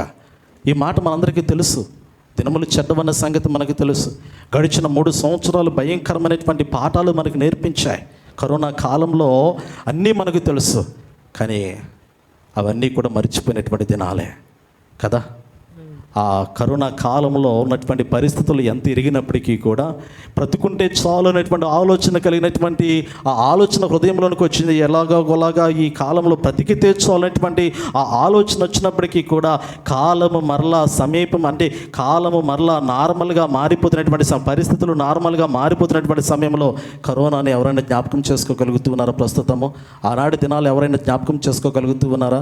ఆనాటి దినాల్లో ఎదుర్కొనేటువంటి విపత్తులు జ్ఞాపకం చేసుకుంటూ ఉన్నారా? కష్టాలు జ్ఞాపకం చేసుకుంటూ ఉన్నారా? ఆనాటి దినాల్లో దేవుని దగ్గర ఎంత ప్రార్థన చేశారో ఈనాటి దినాల్లో ఆ ప్రార్థన ఉందా? యథార్థంగా మాట్లాడితే ఆనాటి దినాల్లో ఉన్నటువంటి ప్రార్థన నేటి దినాల్లో లేదు. అక్షర సత్యం ఇదే. ఆనాటి దినాల్లో జూమ్ మీటింగులు పెట్టి కన్నీటి ప్రార్థనలు చేసి అన్ని సమస్యల గురించి ఎలుగెత్తి ప్రార్థన చేసి అందరి గురించి బలహీనతలైనటువంటి వ్యక్తుల గురించి ప్రార్థన చేసి ప్రాకులు అనేటువంటి సందర్భాలు, కుటుంబాలుగా ప్రార్థన చేసినటువంటి సందర్భాలు, వ్యక్తులుగా ప్రార్థన చేసినటువంటి సందర్భాలు. ఏది ప్రార్థన? ఎక్కడ ఈ ఆత్మీయ జీవితము? కాలానికి అనుకూలమైనటువంటి రీతిలో పిల్లరా నరుని యొక్క స్వభావం మారిపోతూ ఉంది. ఆనాటి దినాలు మరలా ప్రస్తుత దినాల్లో కనపడకపోతున్నటువంటి సమయంలో ఆత్మీయ జీవితంలో ఎదగవలసినటువంటి వాడు ఎదగకుండా ఆత్మీయ జీవితంలో నుండి ఇంకా దిగజారిపోయి క్రిందకి పడిపోయి లోకానుసారమైనటువంటి జీవితంలోనికి వెళ్ళిపోతున్నటువంటి సందర్భం మనకు కనపడుతూ ఉంది. అందుకే పరిశుద్ధ గ్రంథంలో పౌలు భక్తుడు ఆనాటి దినాలటువంటి సంఘానికి హెచ్చరిక చేసినటువంటి విధానం ఏమిటంటే, దినములు చెడ్డవి కనుక. ఆ దినాలు చెడ్డవిగా కనపడ్డాయి. మరలా దేవుడు మంచి దినాలు ఇచ్చాడు. మంచి దినములలో మరలా చెడ్డ దినాలు రాకుండా మానవ్. నిజమే, నేను చెప్పిన మాట నిజమే. ఇది మంచి దినాలు కాబట్టి ఈ మంచి దినాల్లో మరలా చెడ్డ దినాలు రాకుండా ఉంటాయి అంటే రాకుండా మానవ ప్రియులరా, చెడ్డ దినములు మరలా వస్తాయి. కానీ ఈసారి చెడ్డ దినములు వచ్చినప్పుడు వాటిని దాటించగలిగినటువంటి దేవుడు మనకు తోడై ఉండాలిగా. ఈసారి చెడ్డ దినాలు వచ్చినప్పుడు, ఈసారి కష్ట దినాలు వచ్చినప్పుడు, ఈసారి శ్రమ దినములు వచ్చినప్పుడు వాటిని దాటించగలిగినటువంటి దేవుడు మనకు తోడై ఉండాలి. ఒకప్పుడు దేవుడు నీకు తోడై ఉన్నాడు, నేను దాటించాడు. ఒకప్పుడు దేవుడు నీకు తోడై ఉన్నాడు, నేను ఆశీర్వదించాడు. ఒకప్పుడు దేవుడు నీకు తోడై ఉన్నాడు, నేను బలపరిచాడు. ఒకప్పుడు దేవుడు నీకు తోడై ఉండి నిన్ను నడిపిస్తున్నటువంటి సమయంలో, నిన్ను నడిపించేటువంటి దేవుణ్ణి ప్రస్తుతం విడిచి లోకంలో తిరుగుతున్నటువంటి క్రమంలో మరలా నీకు ఎదురయ్యేటువంటి చెడ్డ దినాల్లో దేవుడు నిన్ను తప్పించగలడా? అలా తప్పించాలి అంటే నీలో సత్య ప్రవర్తన ఉండాలి, నీలో యథార్థ ప్రవర్తన ఉండాలి. మూడోది అంటాడు కదా, నీవు జ్ఞానము కొలది దేవుని పాదాల చెంత నడుచుకోవాలి. జ్ఞానముతో నడుచుకోమని దేవుని యొక్క వాక్యంలో సెలవీయబడుతూ ఉంది. అజ్ఞానులంట లోక సంబంధమైనటువంటి వ్యక్తులు ఎలా మాట్లాడుతారు అంటే, చూడండి కీర్తన గ్రంథంలో ఒక మాట జ్ఞాపకం చేస్తూ ఉంటాడు. 1వ సంకీర్తన మనం గమనించగలిగితే 1వ సంకీర్తన, దుష్టుల ఆలోచన చొప్పున నడవక, పాపుల మార్గమును నిలువక, అపహాసకులు కూర్చుండు చోట కూర్చుండక, యెహోవా ధర్మశాస్త్రమును ఆనందించు, దివారాత్రములు దాన్ని ధ్యానించబడు ధన్యుడు అంట. నిజమే, ఇతడు ఎలాంటి వాడంటే ఆకువాడక తన కాలం ముందు ఫలమిచ్చేటువంటి చెట్టు వలె ఉంటాడంట. దుష్టులు అలాగ ఉండరు, దుష్టులు అలాగుండరు. నిజంగా ఈ 1వ సంకీర్తన మనం గమనించగలిగితే దుష్ట స్వభావం కలిగినటువంటి వారు, దుష్టుల ఆలోచన చూపిన జీవిత విధానాన్ని నడిపించుకునేటువంటి వారు ఏదో ఒక సమయంలో గాలికి ఎగిరిపోతున్నటువంటి పుట్టుతో సమానమైనటువంటి వారే, త్రాసు మీద ఉన్నటువంటి ధూళితో సమానమైనటువంటి వారే, చేద నుండి జారుతున్నటువంటి బిందువులతో సమానమైనటువంటి వారే కదా. ఒక బావి ఉంది, బావిలో ఉన్నటువంటి నీటిని మనము బకెట్ వేసి నీళ్లను తోడుకునేటువంటి క్రమంలో ఒక్కసారిగా బావిలో బకెట్ వేసి తాడుతో లాగుతున్నటువంటి క్రమంలో ఆ బకెట్ లోపల నీళ్లు అలా ఉంటాయి, కానీ ఒక్కసారిగా లాగేటువంటి క్రమంలో ఎక్కువగా ఉన్నటువంటి నీళ్లు ఆ బకెట్ ఉదికి అలా కుదుపులకి కొన్ని బిందువులు లోపల పడిపోతూ ఉంటాయి. అందుకంటాడు కదా దేవుని యొక్క వాక్యంలో, జనములు చేద నుండి జారిపడుతున్నటువంటి బిందువులు వంటి వారు అంటాడు. మనుషులు త్రాసు మీద ధూళి వంటి వారు అంట, త్రాసు మీద ధూళి వంటి వారు. ఒకసారి త్రాసు తూయబడేటువంటి క్రమంలో యజమానుడు త్రాసును శుభ్రము చేసేటువంటి క్రమంలో తన నోటి దగ్గర పెట్టుకుని ఉప్పు అని ఊదాడు ఉంటే ఒక్కసారిగా త్రాసు మీద ఉన్నటువంటి ధూళి ఎలా ఎగిరిపోతూ ఉందో దుష్టులు ఆ రీతిలో ఎగిరిపోతూ ఉంటారు, ఆ రీతిలో ఎగిరిపోతూ ఉంటారు. ఎగిరిపోకుండా ఉండాలి అంటే బలం ఉండాలి, ఎగిరిపోకుండా ఉండాలి అంటే బలం ఉండాలి. ఆ బలం ఉండాలి అంటే సత్యమును ఆధారం చేసుకోవాలి, యథార్థ ప్రవర్తన ఆధారం చేసుకోవాలి, జ్ఞానము కలిగి దేవుని సన్నిధిలో నడుచుకోవటం అనేది చాలా ప్రాముఖ్యమైనటువంటిది. అందుకే వాక్య భాగంలో రాయబడుతున్నటువంటి మాటను మనం గమనించగలిగితే పిల్లరా, చూడండి పాత నిబంధన కాలంలో సెలవీయబడుతున్నటువంటి మాట, దానియేలు, షడ్రక్, మెషక్, అబేద్నెగో యొక్క జీవితాలు మనం పరిశీలన చేయగలిగితే వారు జ్ఞానముతో, సొంత జ్ఞానము కాదు కానీ దేవుని యొక్క జ్ఞానముతో వారి జీవితాలను కట్టుకున్నారు. దేవుని యొక్క జ్ఞానముతో వారికి ఎదురైనటువంటి ఉపద్రవముల నుండి వారు తమను తాము రక్షించుకోగలిగారు. జ్ఞానముతో మరణంలోనికి వెళ్ళిపోతూ ఉన్నప్పటికీ కూడా, అగ్ని కీలకల్లోనికి వెళ్ళిపోతూ ఉన్నప్పటికీ కూడా, సింహాల బోన్లో పడద్రోయబడుతూ ఉన్నప్పటికీ కూడా వారు జ్ఞానము కలిగినటువంటి వారై దేవుని మీద ఆధారపడి దేవుని స్తుతించినటువంటి వారై ఆ చెడ్డ దినాల్లో యథార్థ ప్రవర్తన కలిగినటువంటి వారై తమ్మును తాము రక్షించుకున్నట్లుగా మనం చూడగలుగుతూ ఉన్నాం. నిజమే, దానియేలు, షడ్రక్, మెషక్, అబేద్నెగోలు జీవించినటువంటి దినాల్లో ఉన్నటువంటి పరిస్థితులు బహు చెడ్డ దినాలు. దేవుని తప్ప అంటే దేవుని స్తుతించకూడదు, విగ్రహానికి సాగిలపడాలి. రాజు శాసనానికి ఎవరైతే ఉల్లంఘిస్తూ ఉంటారో రాజుకు తప్ప మరి ఎవరికి కూడా ప్రార్థన చేయకూడదు. అటువంటి పరిస్థితులు ఆనాటి దినాల్లో ఉన్నప్పటికీ కూడా పిల్లరా, వారు దేవునికి తప్ప మరి దేనికి కూడా లోబడలేదనేటువంటి సత్యాన్ని పరిశుద్ధ గ్రంథంలో మనం చూడగలుగుతూ ఉన్నాం. నిజమే, ఆనాటి దినాల్లో తమ జీవితాలను వారు కాపాడుకోగలిగారు. మరి నేటి దినాల్లో ఆత్మీయ జ్ఞానముతో మన జీవితాన్ని మనం కాపాడుకోగలుగుతూ ఉన్నామా? భౌతికపరమైనటువంటి జ్ఞానం కొరకు ప్రాకులాడుతూ ఉంటామే, భౌతికపరమైనటువంటి జ్ఞానం కొరకు పరిగెడుతూ ఉంటామే, భౌతికపరమైనటువంటి ఈవుల కొరకు, భౌతికపరమైనటువంటి ఆశల కొరకు అవసరమైతే దేవుని సన్నిధిని, దేవుని విడిచిపెట్టి లోకములోనికి పరిగెడుతూ ఉంటామే. లోకములోనికి పరిగెత్తిన జీవితం మరలా తిరిగి దేవుని యొద్దకు రాగలుగుతూ ఉందా అనేటువంటి ఒక ప్రశ్న హృదయాంతరంగంలో వేసుకోవలసినటువంటి అవసరత ఉన్నట్లుగా మనం చూడగలుగుతూ ఉన్నాం. నిజమే ప్రియులారా, ఒక్కసారి లోకంలోనికి పరిగెత్తిన వాడు అలా పరిగెత్తుకుని వెళ్ళిపోతాడు, కానీ అక్కడ దాకా పరిగెత్తుకుని వెళ్ళి మరలా తిరిగి వద్దామనేటువంటి ఆలోచన లోకములోనికి పరిగెత్తుకునేటువంటి వాడికి రానే రాదు. మీరు గమనించండి, ఒకసారి ఒక వ్యసనానికి దాన్ని అలవాటు పడ్డాడు అనుకోండి, వ్యసనానికి అలవాటు పడినటువంటి వాడు మరలా తిరిగి దానిలోంచి బయటికి రాగలుగుతాడంటే రాలేడు. అది మద్యమైన, వ్యభిచారమైన, జూదమైన, ఇంకేదైనా వ్యసనాలను మనం గమనించగలిగితే ఒక్కసారి ఒక వ్యసనానికి అలవాటు పడినటువంటి వాడు సమస్తాన్ని కోల్పోవలసినటువంటిదే. సాక్ష్యమైన, ఆస్తి అయినా, ప్రాణమైన. నిజమే. 7 దినాల్లో మీరు వార్తల్లో గమనిస్తూ ఉన్నారు, ఎంతమంది అక్రమ సంబంధాల వల్ల ప్రాణాలు పోగొట్టుకోవట్లేదు? వ్యసనము. ఎంతమంది లోకములో ఉన్నటువంటి మద్యానికి అలవాటుపై సాక్ష్యాన్ని పోగొట్టుకోవట్లేదు? వ్యసనము. ఎంతమంది లోకములో ఈ జూదానికి అలవాటు పడి ఆస్తులు పోగొట్టుకోలేదు? గడిచిన దినాల్లో ఒక వ్యక్తిని గురించి మరొక వ్యక్తి నాకు జ్ఞాపకం చేసినటువంటి మాట, మంగళగిరి ప్రాంతంలో ఒకానొక సమయంలో అతడు కోటేశ్వరుడు. అతడు తాగుడికి అలవాటు పడి సమస్తాన్ని పోగొట్టుకొని ఒక ఇల్లు మాత్రమే మిగుల్చుకున్నాడంట. ఇది గడిచిన దినాల్లో సహోదరుడు చెబుతున్నటువంటి మాట. నిన్నటి దినాన సహోదరుడు జ్ఞాపకం చేసినటువంటి నిజమే. ఒకప్పుడు మంగళగిరి ప్రాంతంలో మంచి కోటేశ్వరుడుగా ఉన్నటువంటి వ్యక్తి, అతడుకున్నటువంటి దుర్వ్యసనాలను బట్టి ఇప్పుడు సాధారణంగా ఒక చిన్న ఇల్లు, ఒక చిన్న బడ్డీ కొట్టులోనికి వచ్చేసాడు. ఎందుకు? అతనుకున్నటువంటి వ్యసనం అతని యొక్క జీవితాన్ని ఎక్కడికి తీసుకుని వచ్చిందంటే సాధారణమైనటువంటి స్థితిలోనికి తీసుకుని వచ్చింది. అది భౌతికంగా అయినా, సాక్షి రూపంలోనైనా కానీ నిజమే, పడిపోవడానికి అది కారణమవుతూ ఉంది.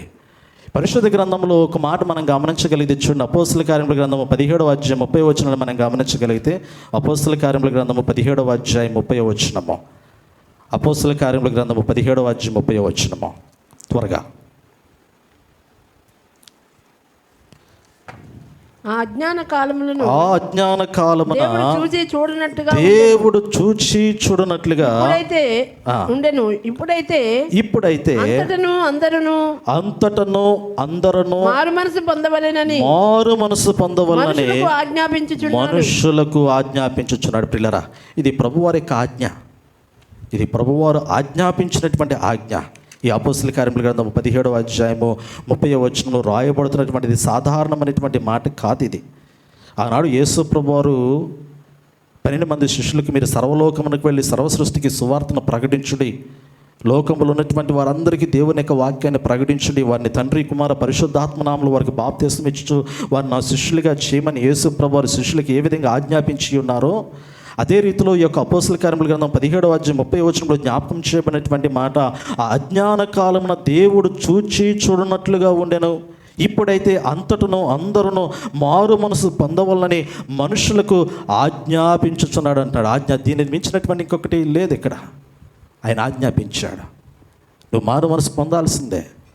మారు మనసు పొందుతూనే క్రీస్తు యొక్క మార్గంలోనికి నువ్వు రాగలుగుతావు. మారు మనసు పొందుతూనే నువ్వు ప్రభువుతో నడవగలుగుతూ ఉంటావు. మారు మనసు పొందుతూనే ప్రభువుని నీలో చూడగలుగుతూ ఉంటావు, ప్రభువులో నిన్ను నువ్వు చూసుకోగలుగుతూ ఉంటావు. ఆ మనసు లేనప్పుడు ప్రభువు నీలో కనపడడు, ప్రభువులో నువ్వు కనపడవు. అందుకే అంటాడు కదా, ఆ అజ్ఞాన కాలంలో దేవుడు చూచి చూడనట్లుగా ఉన్నాడేమో, కానీ ఈ కాలంలో ఆయన అలా ఉండేటువంటి వాడు కాదు. ఈ కాలంలో ఆయన చూసి చూడనట్లుగా ఉండేటువంటి వాడు కాదు. ఆయన సమస్తాన్ని చూస్తున్నటువంటి వాడు. ఈ 7 దినాల్లో ఆయన హృదయాన్ని చూస్తున్నటువంటి వాడు, హృదయాంతరంగాన్ని చూస్తున్నటువంటి వాడు, నోటి మాటలను పరిశీలన చేస్తున్నటువంటి వాడు, క్రియలను సమస్తాన్ని ఎరిగినటువంటి వాడు. ఆ దానిని బట్టి ఆయన తీర్పు తీర్చబోతూ ఉన్నట్లుగా పరిశుద్ధ గ్రంథంలో మనకు జ్ఞాపకం చేయబడుతుంది. నిజమే పిల్లరా, దేవునితో నడవాలి అంటే మొట్టమొదటిగా మనము సత్యమును అనుసరించి నడవాలి. రెండవది యథార్థ ప్రవర్తన కలిగినటువంటి వారమై మనం దేవునితో నడవాలి. మూడవది జ్ఞానము కలిగినటువంటి వారమై మనము దేవుని పాదాల చెంత మన జీవితాన్ని నడిపించుకోవాలి. నాలుగవదిగా మనం గమనించగలిగినట్లయితే పిల్లరా, గలతీలకు రాసినటువంటి పత్రికలో పరిశుద్ధుడైనటువంటి పౌలు భక్తుడు గలతీ సంఘానికి జ్ఞాపకం చేసినటువంటి మాటలు 5వ అధ్యాయము 16వ వచనంలో సెలవిస్తున్నటువంటి మాట. గలతీలకు రాసినటువంటి పత్రిక 5వ అధ్యాయము 16వ వచనము, నేను చెప్పినదేమనగా ఆత్మానుసారంగా నడుచుకున్నది, అప్పుడు మీరు శరీరేచ్ఛను నెరవేర్చరు. నిజమే పిల్లారా, పౌలు భక్తుడు కృత నిబంధన కాలంలో ఉన్నటువంటి సంఘ విశ్వాసులకి క్రీస్తు చేత రక్షింపబడినటువంటి వాడై దేవుని యొక్క శ్రేష్టమైనటువంటి జీవపు మార్గంలో తను తాను నడిపించుకున్నటువంటి పౌలు భక్తుడు పిల్లరా, నేను క్రీస్తుని పోలి నడుచుకునిచున్న ప్రకారము మీరును నన్ను పోలి నడుచుకోమని యేసు ప్రభువారు అంటే పౌలు భక్తుడు మరి సంఘానికి జ్ఞాపకం చేస్తూ ఉన్నాడు. 1 కొరింథీ పత్రిక 11:1 నేను క్రీస్తుని పోలి నడుచుకునిచున్న ప్రకారము మీరును నన్ను పోలి నడుచుకునడి. ఇక్కడ పౌలు భక్తుడు క్రీస్తుని పోలి నడుచుకునిచున్నాడు అనేటువంటి మాటకి నిదర్శనం ఏమిటంటే ఆత్మానుసారంగా జీవించడము. శరీరానుసారంగా పౌలు భక్తుడు జీవించలేదు. శరీరానికి అధికమైనటువంటి ప్రాధాన్యత, శరీర సంబంధమైనటువంటి క్రియలకు అధికమైనటువంటి ప్రాముఖ్యత పౌలు భక్తుడు ఎక్కడ కూడా ఇచ్చినట్లుగా పరిశుద్ధ గ్రంథంలో మనం చూడలేం. ఎందుకంటే తాను రాసినటువంటి పత్రికల్లో మనం గమనించగలిగితే మొదటి మిషనరీ ప్రయాణం కానీ, 2వ మిషనరీ ప్రయాణం కానీ, 3వ మిషనరీ ప్రయాణం కానీ, ఈ ప్రయాణముల తర్వాత యెరూషలేము పట్టణంలోనికి వెళ్ళటం కానీ, యెరూషలేము పట్టణంలో పెద్దల మధ్య సువార్త ప్రకటించడం కానీ, పౌలు భక్తుని యొక్క జీవిత విధానం అంతట్లో కూడా మనం గమనించగలిగితే ఎక్కడ కూడా శరీర సంబంధమైనటువంటి జీవితానికి ప్రాముఖ్యతను పౌలు భక్తుడు ఇవ్వలేదు. ఆత్మానుసారమైనటువంటి జీవితానికి ప్రాముఖ్యతనిచ్చాడు. ఎందుకంటే పౌలు భక్తునికి తెలుసు అతడు ఎందుచేత పట్టబడ్డాడో తెలుసు, దేని కొరకు పిలువబడ్డాడో తెలుసు, దేని కొరకు అతడు బ్రతకాలో పౌలు భక్తునికి తెలుసు. కాబట్టి పౌలు భక్తుడు శరీర సంబంధమైనటువంటి జీవితానికి ప్రాముఖ్యతనివ్వలేదు, ఆత్మానుసారమైనటువంటి జీవితానికి ప్రాముఖ్యతనిచ్చాడు. ఒకానొక సమయంలో ఈ మృతతుల్యమైనటువంటి శరీరం, ఈ శరీరము మరణాన్ని చూచేటువంటిదే. పౌలు భక్తునికి తెలుసు మరణం లేనటువంటి జీవితం కావాలి. ప్రతి వ్యక్తి కూడా కోరుకోవాలి. ఏం కోరుకోవాలంటే, ప్రభువా మరణం లేనటువంటి జీవితం నాకు కావాలయ్యా, శాశ్వతమైనటువంటి నిత్యత్వంతో కూడినటువంటి జీవితం నాకు కావాలి. యుగయుగములు పరిశుద్ధుల యొక్క సమూహములో దేవుని ఎదుట నిలబడి ఆ దేవుని నామాన్ని మహిమపరచగలిగినటువంటి జీవితం నాకు కావాలని ప్రతి క్రైస్తవ విశ్వాసి పెనుగులాడాలి, పోరాడకుండా పరిశుద్ధుల యొక్క సమూహంలోనికి ప్రవేశించడం అంటే అది అంత తేలికైనటువంటి పని కానే కాదు పిల్లలు. నిజమే, అది ఒక ముళ్ళబాట, అది ఒక శ్రమతో కూడినటువంటి మార్గము. యేసు ప్రభువు శిష్యులకి జ్ఞాపకం చేసినటువంటి మాట అదే. నేను శ్రమపరచబడినటువంటి రీతిలో, నేను హింసించబడినటువంటి రీతిలో, నేను ద్వేషించబడినటువంటి రీతిలో, నేను దూషించబడినటువంటి రీతిలో మీరు కూడా దూషించబడతారని శిష్యులకి ఆజ్ఞాపించారు. ఇదిగో నేను ద్వేషించబడ్డాను కాబట్టి, ఇదిగో నేను శ్రమపరచబడ్డాను కాబట్టి ఇక మీ జీవితంలో శ్రమలు ఉండవు, ఇక మీ జీవితంలో అంత ఆశీర్వాదాలే, ఇక మీ జీవితంలో అంత ఆనందమే ఉంటుందని యేసు ప్రభువు ఎక్కడ ఎవరికి జ్ఞాపకం చేయలా. వాక్యాన్ని మీరు గమనించండి, ఎక్కడ ఎవరికి జ్ఞాపకం చేయలా. యేసు ప్రభువు చూపినటువంటి మార్గమే ముళ్ళబాట, పూలబాట కాదు. కానీ ముళ్ళబాట వెనుకున్నటువంటిది పూలబాట. ఏదైనా తోట అద్భుతమైనటువంటి తోట, కానీ తోటలో నీకు ప్రవేశించాలి అంటే ప్రారంభంలో ముళ్ళును దాటుకొని వెళ్ళాల్సిందే. ఈ ప్రారంభంలో ముళ్ళును చూసి ఈ మార్గం నాకెందుకు అనుకున్నావు అంటే, దాని వెనుకున్నటువంటి మార్గం ఇంకొకటి ఉంది. భయంకరమైనటువంటి అగ్నితో ఉన్నటువంటి ప్రదేశం ఉంది. నిజమే ప్రియులారా, పరిశుద్ధ గ్రంథంలో దేవుడు జ్ఞాపకం చేసినటువంటి మాట ఇదే. పౌలు భక్తుడు తెలుసుకున్నటువంటి సత్యం ఇదే. నేను సత్యవంతుని అనుసరిస్తూ ఉన్నాను. సత్యవంతుడు చూపించినటువంటి మార్గం ఏమిటంటే పరలోకములో ఉన్నటువంటిది దేవుని యొక్క మహోన్నతమైనటువంటి స్థలం ఉంది. స్టెఫెను భక్తుడు చూశాడు ప్రియులారా, సంఘములో ఉన్నటువంటి పెద్దల్లో ఒక పెద్దగా ఎంచబడినటువంటి వాడు, మొట్టమొదటి హతసాక్షిగా గావించబడినటువంటి వాడు, రాళ్లతో కొట్టబడుతున్నటువంటి సమయంలో దేవుని నామాన్ని మహింపరిచినటువంటి వాడు. ఆకాశము తెరవబడి ఉన్నది, దేవుని కుడిపార్శ్వమందు దేవుని కుమారుడైనటువంటి యేసు ప్రభువు ఆసీనుడై ఉన్నాడు అని చూచినటువంటి స్టెఫెను భక్తుడు పలుకుతున్నటువంటి మాట, లోకమున్నటువంటి మనుషులు పళ్ళు బిగించుకుని రాళ్లతో కూడుతున్నటువంటి సందర్భం నిజమే. వాళ్ళందరూ కూడా పళ్ళు గట్టిగా బిగించుకొని రాళ్ళు పట్టుకొని విసురుతున్నటువంటి సందర్భము. ఏంటి, నువ్వు దేవుని చూసావా, దేవుని కుమారుని చూసావా అని. నిజమే, సంతోషంగా ప్రాణాన్ని అర్పించినటువంటి భక్తుడు పిల్లల స్టెఫెను భక్తుడు. ఎందుకు అంటే అతడు శరీర జీవితానికి ప్రాధాన్యత ఇవ్వలేదు, అతడు ఆత్మానుసారమైనటువంటి జీవితానికి ప్రాధాన్యత ఇచ్చినట్లుగా మనం చూడగలుగుతూ ఉన్నాం. అందుకే గలతీయులకు రాసిన పత్రిక 5వ అధ్యాయంలో జ్ఞాపకం చేయబడినటువంటి మాటల్లో పిల్లరా మనకి తెలియచేయబడుతున్నటువంటి మాట 16వ వచనము, నేను చెప్పినది మనకు ఆత్మానుసారంగా నడుచుకున్నది, అప్పుడు మీరు శరీర ఇచ్ఛను నెరవేర్చరు. శరీరము ఆత్మకును ఆత్మ శరీరమునకు విరోధముగా ఆపేక్షించును.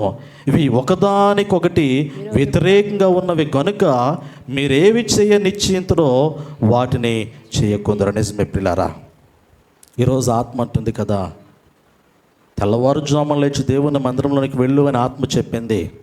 శరీరం అంటది కదా, చలిగా ఉంది, మంచు పడుతుంది, బయటికి వెళ్ళావంటే చలి, ఇప్పుడే ఎందుకు లెగుస్తావు, ప్రార్థన 10ంటికి కదా, పాష్ గారు 11ంటికి కదా వాక్యం చెప్పేది, ఆయన ఎలాగో గంట చెబుతాడు కాబట్టి, గంటంబావు చెబుతాడు కాబట్టి వాక్యము చివరి భాగంలో అరగంటలోకి వెళ్ళినా సరిపోతుంది, లేదా ముగింపు ప్రార్థనలోకి వెళ్ళి ఆశీర్వాదం తీసుకున్నా సరిపోద్ది, వాతావరణం బాగోనప్పుడు నువ్వెందుకు లెగుస్తావు, కాసేపు పడుకోవచ్చు కానీ శరీరం చెప్పిద్ది. నిజమే, చెప్పిద్దా లేదా? శరీరం చెప్పిద్ది. అందుకే పౌలు భక్తుడు ఈ సంగతి తిరిగి ముందే చెప్పాడు, శరీరము ఆత్మ, శరీరంలోకి ఆత్మ, ఆత్మకు శరీరము పరస్పరము వ్యతిరేకంగా ఉంటాయి. ఆత్మ ఎలా ఆలోచించిందో దానికి వ్యతిరేకంగా శరీరం ఆలోచిస్తుంది. నిజమే, ఆత్మీయంగా నువ్వు ఎలా ఆలోచన చేస్తావో నీ శరీరము దానికి వ్యతిరేకంగా ఆలోచన చేస్తుంది. ఆత్మకు అనుకూలంగా శరీరం ఎప్పుడు కూడా సహకరించదు. ఇంట్లో గయాలి అనేటువంటి భార్య ఉందనుకోండి, సహకరించిద్దా? పొరపాటున ఉత్తర దక్షిణ ధృవాలు ఎప్పుడు కూడా కలుస్తాయా? కలవు. పొరపాటును కూడా కలవు. ఒక మ్యాగ్నెట్ ఉందనుకోండి, ఇప్పుడు మన బాక్స్ ఉంది, స్పీకర్ ఉంది, దాని వెనుకున్నటువంటి మ్యాగ్నెట్ ఉంటుంది, దాన్ని మనం బ్రేక్ చేస్తే, దాన్ని పగలగొట్టి దాన్ని రివర్స్లో పెట్టామనుకోండి, ఇలా కలుసున్నప్పుడు అవి రెండు కలిసిపోతూ ఉంటాయి. మ్యాగ్నెట్ ఎప్పుడైనా గమనించండి, ఇలా కలిసిపోతూ ఉంటాయి. అదే మ్యాగ్నెట్ని మధ్యకి ఇరగొట్టి ఒకటి రివర్స్లో పెట్టి ఒకటి మామూలుగా పెట్టామంటే దీని దగ్గర జరుపుతుంటే దూరం వెళ్ళిపోద్ది, దీని దగ్గర జరిగితే దూరం వెళ్ళిపో. రెండు కలుస్తాయా? కలవా? పొరపాటుని కలవ. రెండు సమానంగా ఉంటేనే, ఆ మ్యాగ్నెట్లో రెండు సమానంగా ఉంటే, ఆ కరెక్ట్గా ఉంటేనే రెండు ఆకర్షించబడి కలుసుకుని, నీ ఆత్మ నీ శరీరము రెండు కలిసి ఉంటేనే నువ్వు దేవుని స్తుతిస్తావు, రెండు కలిసి ఉంటేనే నువ్వు దేవుని నామాన్ని మహిమపరుస్తావు, రెండు కలిసి ఏకీభవించి దేవుని అనుసరించగలిగితేనే దేవుని స్వరూపాన్ని నువ్వు చూడగలుగుతావు. శరీరమేమో లోకానుసారంగా ఉండి, ఆత్మేమో కాసేపు దేవుని మందిరంలో అల్లల్లాడుతూ అట్టట్ట కనపడి వెళ్ళిపోయింది అనుకోండి, ప్రయోజనం లేదు. పరలోక పట్టణంలో నిలుచుందామనేటువంటి ఆశగానే మిగిలిపోద్ది కానీ అడియాసిగా మారిపోద్ది కానీ తీర్పు తీర్చేటువంటి దినమున ఇక్కడ కాదు నీవు ఉండాల్సింది అక్కడ అనేటువంటి స్వరం విన్నప్పుడు ఒక్కసారిగా గుండె జారి, అప్పుడు గుండె జారిన ఉపయోగం ఉందనుకోండి, ఎందుకంటే గుండె ఉండదు కాబట్టి. ఎందుకంటే ప్రాణం పోయిన తర్వాత ఇంకెక్కడ ఉండదు అదంతా. అది పరలోకంలోనికి వెళ్ళేటువంటి సమయంలో దేవుడు ఒక రూపాన్ని ఇచ్చేటువంటి క్రమంలో జ్ఞాపకం చేయబడుతున్నటువంటి మాట. అందుకే ఇక్కడ అంటాడు కదా, ఆత్మానుసారంగా నడిచినటువంటి వాడే ప్రభు యొక్క స్వారూప్యాన్ని చూడగలుగుతూ ఉంటాడు. ఐదోదిగా మనం గమనించగలిగితే ప్రియులారా, చూడండి, కొలస్సీలకు రాసినటువంటి పత్రిక 1వ అధ్యాయములో జ్ఞాపకం చేయబడుతున్నటువంటి మాట 10వ వచనము. ఒకసారి 9-10 వచనాలు గమనించండి. అందుచేత ఈ సంగతి వినిన నాటి నుండి మేమును మీ నిమిత్తము ప్రార్థన చేయుట మానక మీరు సంపూర్ణ జ్ఞానమును ఆత్మ సంబంధమైన వివేకము గలవారును ఆయన చిత్తమును పూర్ణముగా గ్రహించిన వారు ప్రతి సత్కార్యములో సఫలులగుచు దేవుని విషయమైన జ్ఞానమందు అభివృద్ధి పొందుచు అన్ని విషయములలో ప్రభువును సంతోషపెట్టినట్లు ఆయనకు తగినట్లుగా నడుచుకున్న వలన ఆనందంతో కూడిన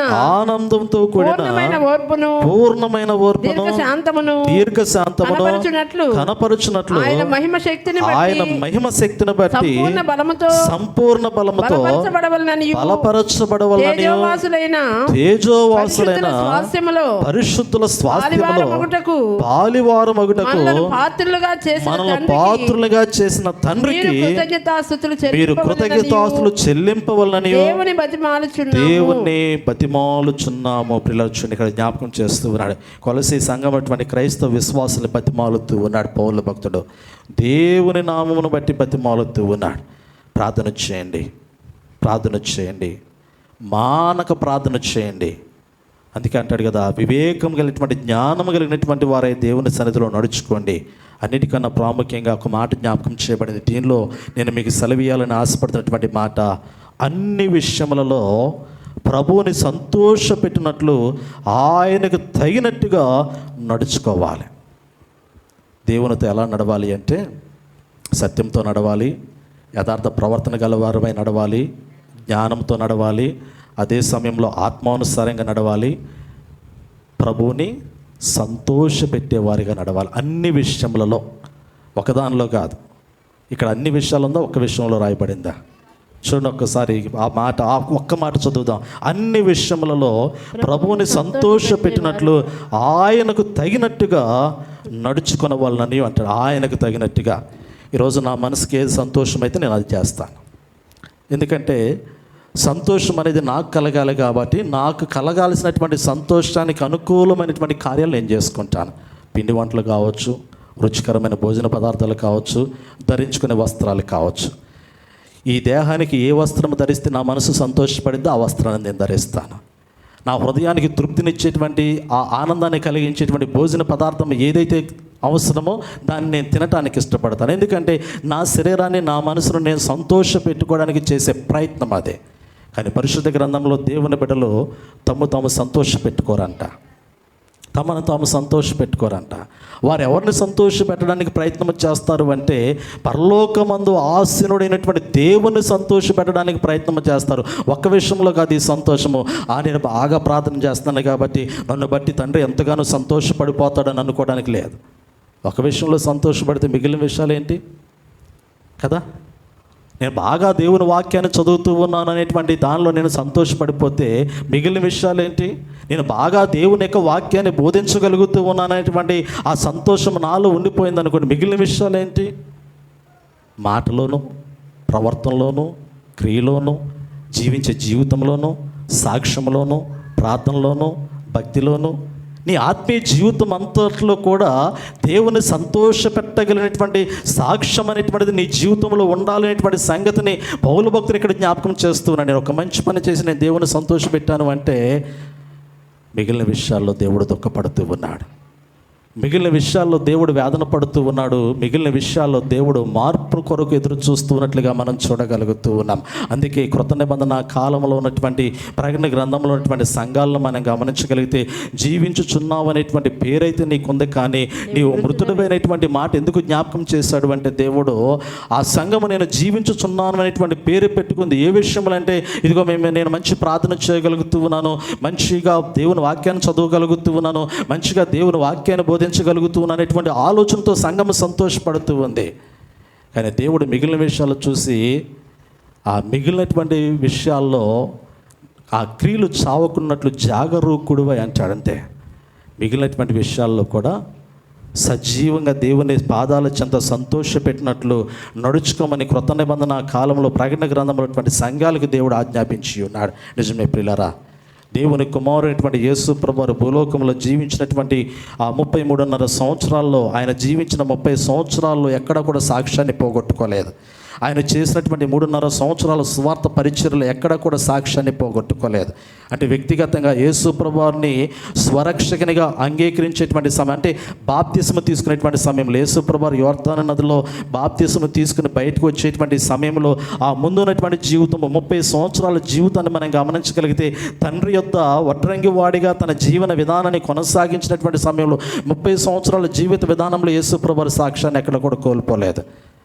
బాప్తిస్మ తీసుకున్న తర్వాత 3.5 సంవత్సరాల సువార్త పరిచర్యలు గమనించగలిగితే శిలువ మీద వేలాడేటువంటి సమయము లేదా చిట్ట చివరి మాట పలికేంత సమయం వరకు మనం గమనించగలిగితే యేసు ప్రభువు ఎక్కడా సాక్ష్యాన్ని పోగొట్టుకోలేదు. అందుకే యేసు ప్రభువు అంత తండ్రి అంటాడు కదా యేసు ప్రభువుని గురించి, ఈయనే నా ప్రియమైనటువంటి కుమారుడు, ఈయన యందు నేను ఆనందించుచున్నాను అనేటువంటి మాట తండ్రి అనేటువంటి దేవుడు జ్ఞాపకం చేస్తున్నాడు. నిజమే, నా కుమారుడు నా చిత్తాన్ని నెరవేర్చేటువంటి వాడు, నా కుమారుడు నన్ను సంతోషపెట్టేటువంటి వాడు, నా కుమారుడు నా మాట వినేటువంటి వాడు, నా కుమారుడు నన్ను పోలి నడుచుకునేటువంటి వాడు, నా కుమారుడు నాతో కలిసి జీవన విధానాన్ని కొనసాగించేటువంటి వాడు. ఇది తండ్రికి కలిగేటువంటి సంతోషము. మరి మనము కూడా ఏ విషయంలో ప్రభువుని సంతోషపెట్టగలుగుతూ ఉన్నామో, ఏ విషయంలో ప్రభుని సంతోషపెట్టలేకపోతూ ఉన్నామో ఒకసారి ఆత్మ పరిశీలన చేసుకొని, దేవుని సంతోషపెట్టలేనటువంటి పరిస్థితులు ఒకవేళ ఉన్నట్లయితే వాటిని సరిదిద్దుకొని ఆ విషయాల్లో కూడా దేవుని సంతోషపెట్టేటువంటి వారిగా ఉండాలని పరిశుద్ధ గ్రంథంలో దేవుడు జ్ఞాపకం చేస్తూ ఉన్నాడు. చివరికి ఇంకొక మాట చెప్పి నేను ముగించేస్తాను. పరిశుద్ధ గ్రంథంలో దేవునితో నడవాలి అంటే దేవుని దృష్టికి అనుకూలంగా ఉండాలంట. లోకంలో మనుషుల దృష్టికి నువ్వు ఎలా ఉంటావు నాకు అనవసరం. లోకంలో మనుషులు నేను మెచ్చుకోవచ్చు, మెచ్చుకోకపోవచ్చు. లోకంలోటువంటి మనుషులు నేను హెచ్చించవచ్చు, హెచ్చించకపోవచ్చు. లోకంలోటువంటి మనుషులు నేను గణపరచవచ్చు, గణపరచకపోవచ్చు. లోకంలోటువంటి మనుషులు నీకు అక్కడికి రావచ్చు, రాకపోవచ్చు. నువ్వు లోకంలోటువంటి మనుషుల యొక్క దృష్టిలో ఎలా ఉన్నావు అనేది కాదు, దేవుని దృష్టికి నువ్వు ఎలా ఉన్నావు అనేటువంటిది చాలా ప్రాముఖ్యత. చూడండి, పరిశుద్ధ గ్రంథంలో మొదటి రాజుల గ్రంథము ఒక మాట మనం పరిశీలన చేసుకుని మనం దేవుని యొక్క వాక్యాన్ని ముగించుకుందాం. మొదటి రాజుల గ్రంథము 8వ అధ్యాయాన్ని మనం గమనించగలిగితే పిల్లలు చూడండి, 8వ అధ్యాయము 23వ వచనము అక్కడ వాక్య భాగంలో జ్ఞాపకం చేయబడుతున్నటువంటి మాట. మొదటి రాజుల గ్రంథము 8వ అధ్యాయం.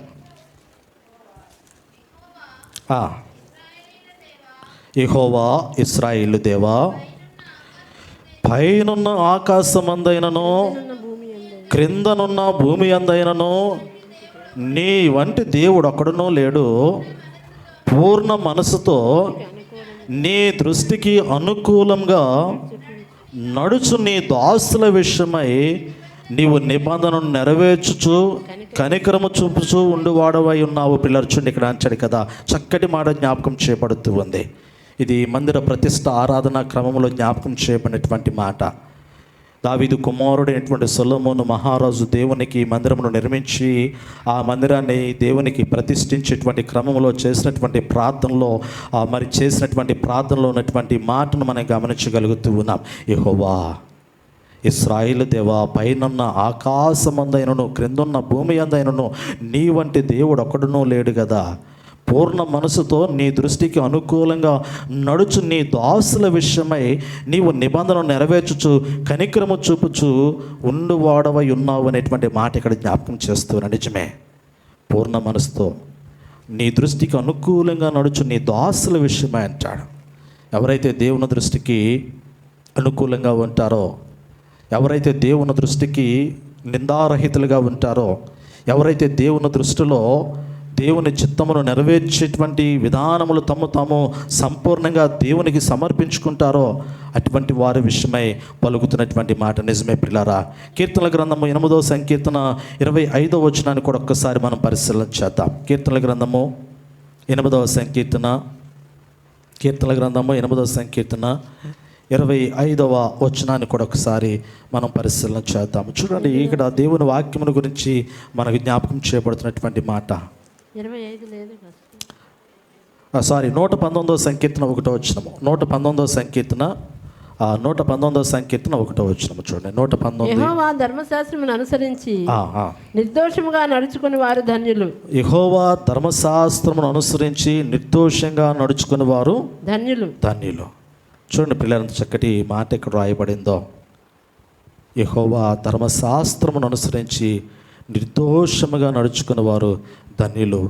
ఆయన శాస్త్రములు గైకొనొచ్చు పూర్ణ హృదయముతో ఆయనను వెతుకువారు ధన్యులు. నిజమే, దేవుని దృష్టికి ధన్యులుగా ఎంచబడాలి అంటే, దేవుని దృష్టిలో అనుకూలంగా ఉండాలి అంటే దేవుని యొక్క ధర్మశాస్త్రాన్ని నిర్దోషంగా, దేవుని యొక్క ధర్మశాస్త్రం అనుసరించు నిర్దోషంగా నడుచుకోవాలి. పూర్ణ హృదయముతో ఆయన వెతికేటువంటి వారై ఉండాలనేటువంటి సంగతి ఇక్కడ జ్ఞాపకం చేస్తూ ఉన్నాడు.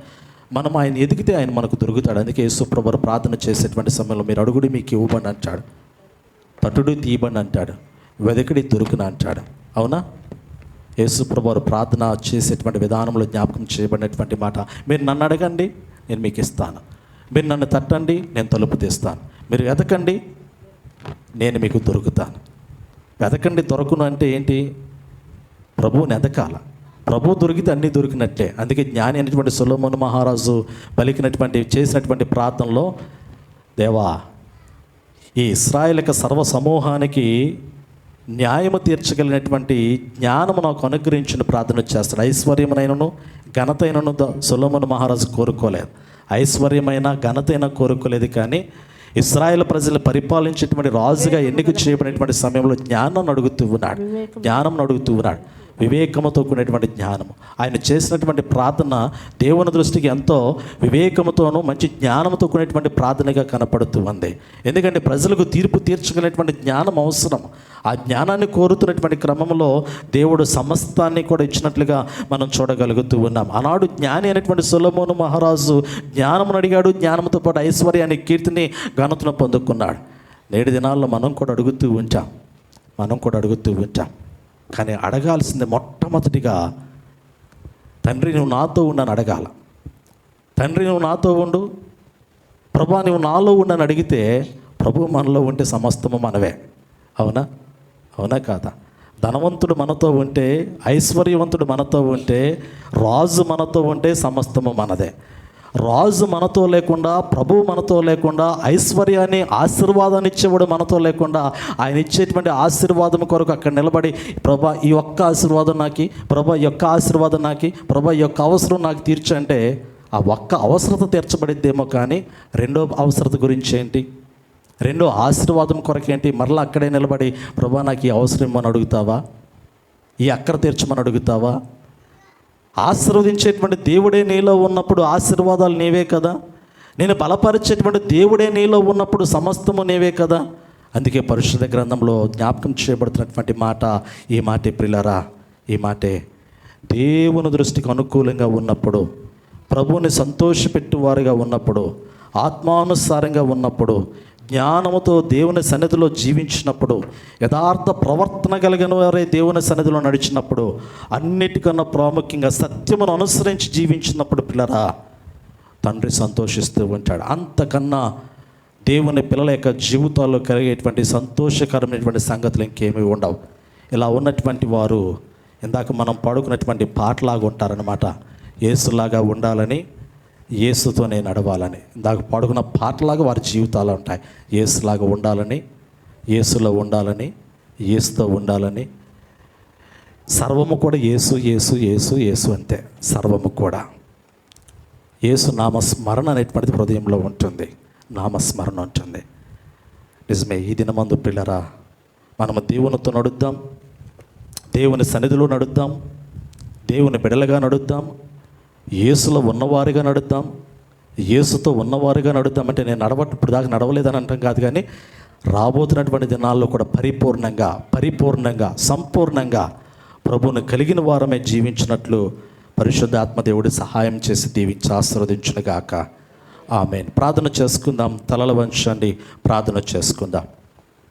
సర్వకృపానిధిగా మా ప్రియ పరలోకపు తండ్రి, మీ ఘనమైన నామానికి స్తుతులు చెల్లిస్తూ ఉన్నాను. ఈ పరిశుద్ధ దినమందు నాయన దేవునితో నడవాలి అంటే, ప్రభువుతో నడవాలి అంటే ఎలా ఉండాలో ప్రభు మీరు సెలవిస్తూ ఉన్నారు. ఈ లోకంలో నాయన చాలామంది మీతో నడవాలని ఆశపడుతూ ఉన్నారు, మీతో జీవించాలని ఆశపడుతూ ఉన్నారు, మీలాగా ఉండాలని, మీలో ఉండాలని ప్రభు ఆశపడేటువంటి బిడ్డలు ఎంతోమంది లోకంలో ఉన్నారు. ఆశగునేటువంటి ప్రాణాన్ని తృప్తిపరుస్తని వాగ్దానం చేసిన దేవుడు మీరే నాయన. మీతో నడవాలి అంటే ప్రభా మీరు ఈ దినమందు నాయన సత్యమును అనుసరించి నడవమని సెలవిస్తూ ఉన్నారు. యథార్థ ప్రవర్తన కలిగినటువంటి వారే నడవమని సెలవిస్తూ ఉన్నారు. జ్ఞానము కలిగినటువంటి వారే జీవిస్తూ నడవమని సెలవిస్తూ ఉన్నారు. ఆత్మానుసారమైనటువంటి జీవితం కలిగినటువంటి వారే నడవాలని ప్రభు మీరు సెలవిస్తూ ఉన్నారు. ప్రభా తండ్రిని సంతోషపెట్టేటువంటి పిల్లలలాగా నడవమని నాయన లేఖనాల్లో సెలవిస్తూ ఉన్నారు. అన్నిటికన్నా ప్రాముఖ్యంగా నాయన ఈ లోకంలో మనుషుల దృష్టి కన్నా దేవుని దృష్టికి అనుకూలమైనటువంటి జీవితాలు జీవించినట్లు నడవమని ప్రభా మీరు సెలవిస్తూ ఉన్నారు. వాక్యమైనటువంటి బిడ్డలందరూ కూడా ప్రభా అట్టి శ్రేష్టమైనటువంటి నడవడికను కలిగి ఉంటాను నీ కృపను దయచేయండి. మా విరోధి అయినటువంటి అపవాది ఈ లోకంలో ఉన్నాడు నాయన. అతడు గర్జించు సింహం వలె తిరుగుతున్నటువంటి వాడు, అతడు అబద్ధికుడిగా ఎంచబడినటువంటి వాడు, అబద్ధమునకు జనకుడిగా పేరుగాంచినటువంటి వాడు.